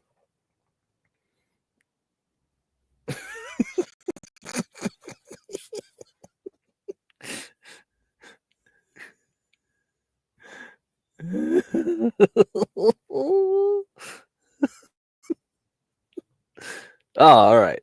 Overview of Atlas Shrugged, significance of John Galt, themes of individualism and capitalism. All right, okay. Let's see. Don't read this if you haven't read the book, because let's go. Let's create some slides. Spoiler alert! If you didn't read Ayn Rand. And you did graphics design? Hey, you know Tropes? I think Process did graphics design too. Yeah, and Process keeps complaining that graphics design is the worst major to get into and whatever. But he's an IT guy now, so he didn't use his degree, I guess. Yeah. Yeah, graphics design. Yeah, I don't know, bro. Personally, college is a tough thing for men to people, unless you really can maximize it, and I think a lot of people can't. Yeah, now especially nowadays, I think with the way things are. And when John was showing all that, like that black TikTok university, yeah, motion graphics, yeah, that's tough. Yeah, and I actually have some old books on designing, programming, like graphics engines, right? So this was a primitive days. So this was a huge textbook talking about how to do 3D, 2D, motion physics engines and things like that. Yeah, so graphics design itself was just like, oh, it's just like, come on, that's easy stuff. You're doing static, non-motion controlled things, and yeah, web design, yeah, things like that. Yeah, I know. Fuck. So even back then, you had things that were programmers could abstractly create by themselves. All right, let's see. We're done here. Summarizing John Galt in Atlas Shrugged. All right. Here, you guys can read the slides here, apparently. Damn, come on. Man, is this thing using my own computer to generate this? Like, why is everything slowing down? Holy crap, bro. Okay, introduction to John Galt, character analysis of John Galt's philosophy, the Galt speech. Oh, great. Let's read this. Introduction to John Galt, exploring the foundations of Atlas Shrugged. Overview of Atlas Shrugged. Ayn Rand's epic novel blends philosophy with a narrative exploring a dystopian America where individual excellence is suppressed. It serves as a critique of collectivism and a celebration of the entrepreneurial. You have to understand, like, Ayn Rand, she grew up in Russia, okay? So you can go get the slides there, and communist Russia. So she's really anti-communist. So when she came over to America, she just has this backdrop where everything she looks at is just from this paradigm of like capitalism versus communism, and so she's kind of traumatized. So this is sort of like everything she wrote, all her philosophies are just based on that trauma, and you get where it's coming from. And I'm not saying like it's right or wrong or all that, but you have to keep that in mind. Like, she's quite biased, and the books like she wrote, Fountainhead, Atlas Shrugged, as fiction, if you just critique it as fiction novels, they're pretty terrible. Like, the characters are just basically serve a purpose for her to espouse her philosophy. Okay, so if you're really into, oh, I'm pro-capitalist, I'm this and that, yeah, sure, you'll like this. But like, from a fiction standpoint, as a literary critique, I'm just like, bro, this is terrible. Like, all these characters are so paper thin. They're just like, they just serve a purpose to keep pushing her narratives, right? Significance of John Galt. John Galt epitomizes Rand's philosophical ideals representing the quintessential individual who rejects a society that demands conformity at the expense of personal freedom. So, to me, I like that. I like rebels. That's just me. That's just me. And I do not like conformity. I think society stifles innovation. So for someone like me, I would just gravitate right to someone like Ayn Rand's like stuff. But obviously, I think you should look at it objectively. Okay. Ironically, her philosophy is called objectivism, but she's like really so anti-communist. Everything is like, oh shit, everything's through a lens of this. Themes of individualism and capitalism. The novel primarily illustrates the importance of self-interest and the role of capitalism as a pathway to human flourishing, championing the idea that individuals should pursue their own happiness as a moral imperative. So that kind of goes into maybe nihilism or something like that. I guess you could critique it that way. Okay. So, character analysis of John Galt. Let's unpack the character here of John Galt. And John Galt is like this character that the main character has to go find. All right. So, who is John Galt? Well, this stuff. Background and upbringing. Galt's early life, shaped by rigorous intellectualism and exposure to philosophical ideals, propels him toward becoming a philosophical leader, advocating for individual rights and free market principles. Just like our John Galt. Agentic AI. Yeah, I heard about that, tropes. Agentic AI, but I haven't looked that up. Yeah. Key traits and characteristics. John Galt is defined by his unwavering integrity, rational self-confidence, and a profound commitment to his values, illustrating a character forged in the crucible of adversity.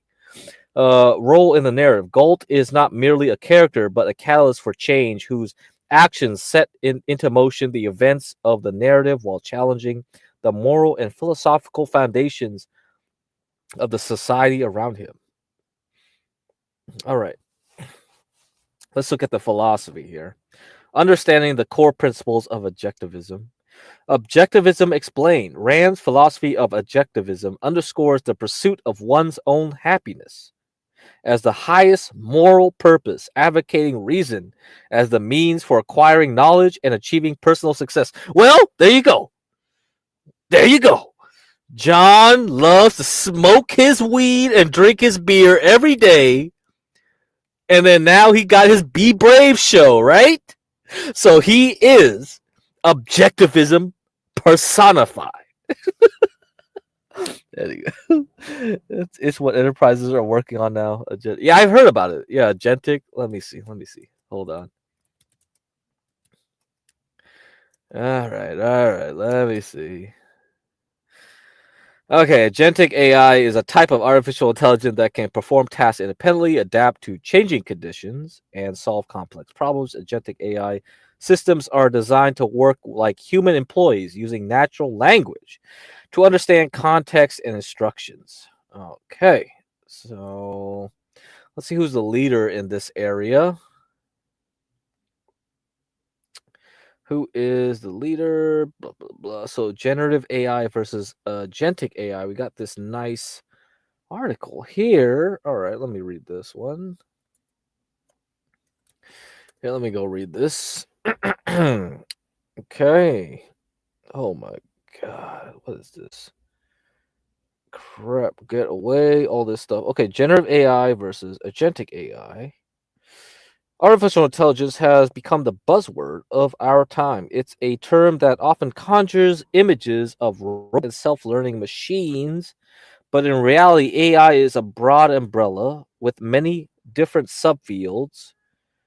Two of the most talked about developments today are generative AI and agentic AI. The crucial thing to grasp is that they function in distinctly different ways. Understanding these differences is essential if we want to grasp how AI is reshaping our world and how it will continue to do so. Okay, zoom in. Oh my God, it doesn't zoom in. All right, generative AI, the creative powerhouse. Generative AI is all about creation. Think of it as the imaginative side of artificial intelligence. These systems are designed to produce content, text, images, music, code, and even video. All right, let's skip down to agentic AI. While generative AI focuses on creating, agentic AI is all about doing. This type of AI is designed to act autonomously to achieve specific goals. Agentic AI don't just generate outputs; they make decisions, take actions, and adapt to changing environments. Think of agentic AI as the brains behind autonomous vehicles. Okay, robotic process automation, or smart assistants that can schedule your meeting and order your groceries. These systems are equipped with sensors, algorithms, actuators that enable them to perceive their environment, process information, and execute actions. What sets agentic AI apart is its ability to act with purpose. It's not just reacting to input, but considering objectives and making choices to achieve them. For instance, autonomous drone delivering packages must navigate obstacles, like Palantir, right? Optimize its route and adapt to unforeseen circumstances, all without human intervention. Okay. I wonder how this goes with the whole general intelligence. Let's see. The lines between generative and agentic AI will blur further as these two types of AIs evolve and improve. Advances in technology could lead to systems that seamlessly integrate creation and action, combining the best of both worlds. Imagine an AI that not only generates innovative ideas but also implements them autonomously, a game changer for industries ranging from healthcare, and manufacturing. Well, that's why you got the AI doctors, right? There you go. Beautiful, beautiful. Anyway, let's go back to our generated AI slide of John Galt. Let's see. Okay, John Galt's philosophy. The morality of capitalism. In Galt's philosophy, capitalism is not merely a system of economics, but a moral framework that respects the rights of individuals to engage in voluntary trade, resulting in mutual benefit and profit. So, we have generative AI giving me these slides to summarize John Galt and Atlas Shrugged. Then I'll use agentic AI to generate me the actual John Galt. And then so I can generate my own channel with a fake John Galt, right? To compete with the real John Galt. And that's where agentic AI will come in. So is there agentic GBT? And then I could just make my own John Galt, right? All right. So the John Galt speech, the heart of John Galt's message, context of the speech. Galt delivers his iconic speech as a culmination of his struggle against societal oppression, presenting a philosophical manifesto that articulates the core tenets of objectivism. Okay, here are the key ideas presented. His speech addresses the foundations of society, the vital role of the individual, and the dangers of collectivism, creating a clarion call for the forgotten achievers of the world to reclaim their power. So the impact on the story and characters. The speech serves as a turning point for both the narrative and its characters, awakening them to the principles of autonomy and self-worth, catalyzing the philosophical revolution that drives the plot forward. Oh, that's great. Whatever. Oh man, let's see what else. Oh, Dagny Taggart, Hank Reardon. All right, spoilers. Oh, that's great. This is great, man. AI is great, amazing. What else could I get to do? I mean, this is so generic though. This is boilerplate stuff. So let's see the conclusions, the legacy of John Galt, reflections on a timeless character, summary of key points. John Galt emphasizes the interplay between individualism, capitalism, and personal freedom, illuminating the eternal conflict between the individual and the collective. The enduring impact of Galt's character as an icon of personal responsibility and creativity. Galt's influence continues to resonate, inspiring various movements advocating for individual rights. The final thoughts on individualism and freedom in a world fraught with challenges to autonomy. Galt's legacy serves as a reminder of the importance of defending personal freedom and the value of individual contributions to society. Oh, thank you. Thank you very much, AI. Very much. Okay, so we had some fun there. I'll see you guys around. I don't know what's coming up next. See who is anybody coming up next.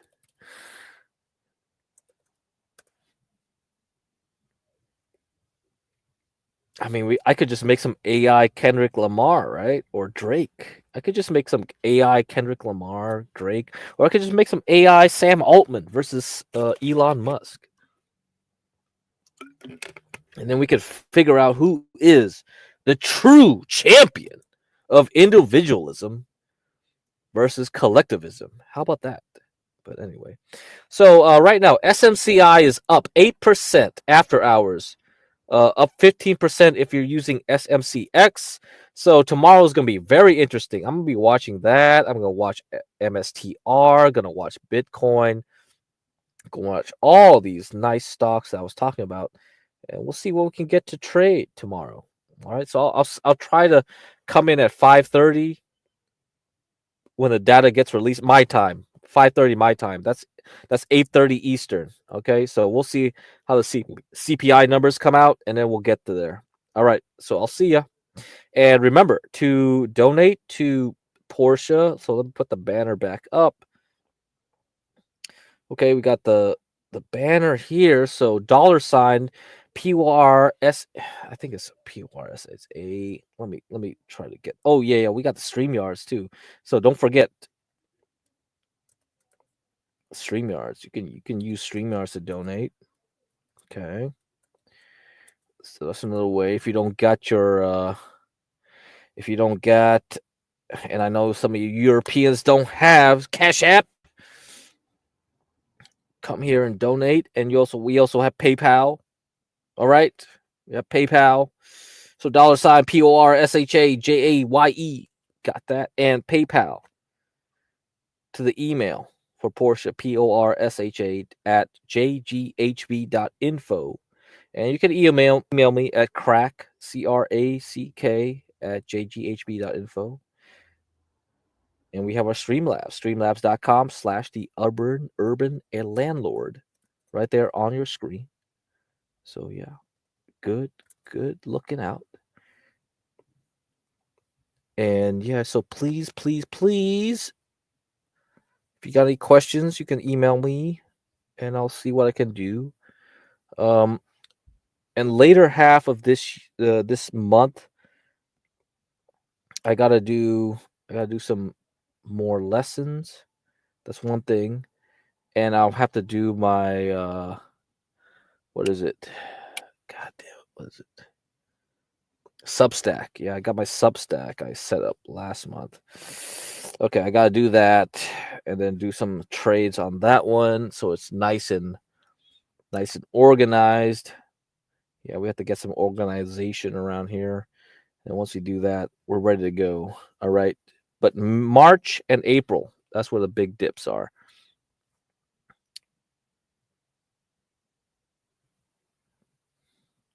So I'm going to try to see if there's anything else I forgot. I don't think so. But yeah, that's it. And okay, 2:20 my time right now. All right, almost 3 o'clock. I don't think anybody else is coming up right now. But thanks for viewing. You know, the last stream I did, I had like 200 viewers or something. Actually, so because I've streamed to this channel and the archive channel, I think it was because I put A-Lab on the hashtag, and looks like a lot of people are gambling on A-Lab. Amazing. So Astera Labs. Yeah, it's quite amazing. Looks like there's tons of people gambling on that single stock. So if nobody's coming up later on here, you can go check out Lolo's stream, right? On Riding High with Lo. So yeah, riding. I think she was supposed to have some stream for lunch, but yeah, you can go over to her stream. So Universal Jones will be there. Riding High with Lo. Yeah, man, it got delayed again. Like, what's going on? Come on. Wow, so she delayed it. Oh man, yeah, she delayed it, and then now she replaced it with like the trivia. All right, you can go to her trivia thing if nobody's coming up on here. Go to the trivia. Yeah, I'll just promote it here. Go to the trivia one. All right, so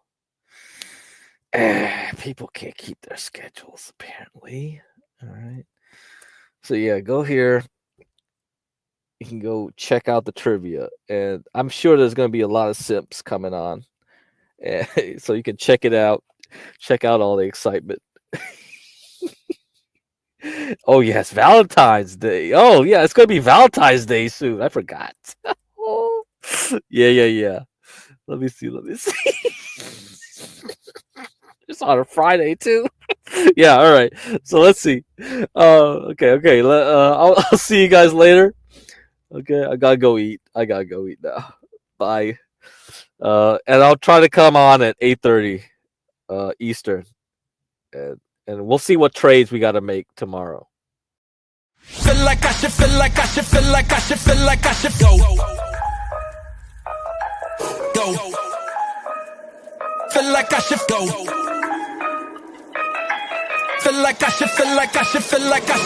I should go.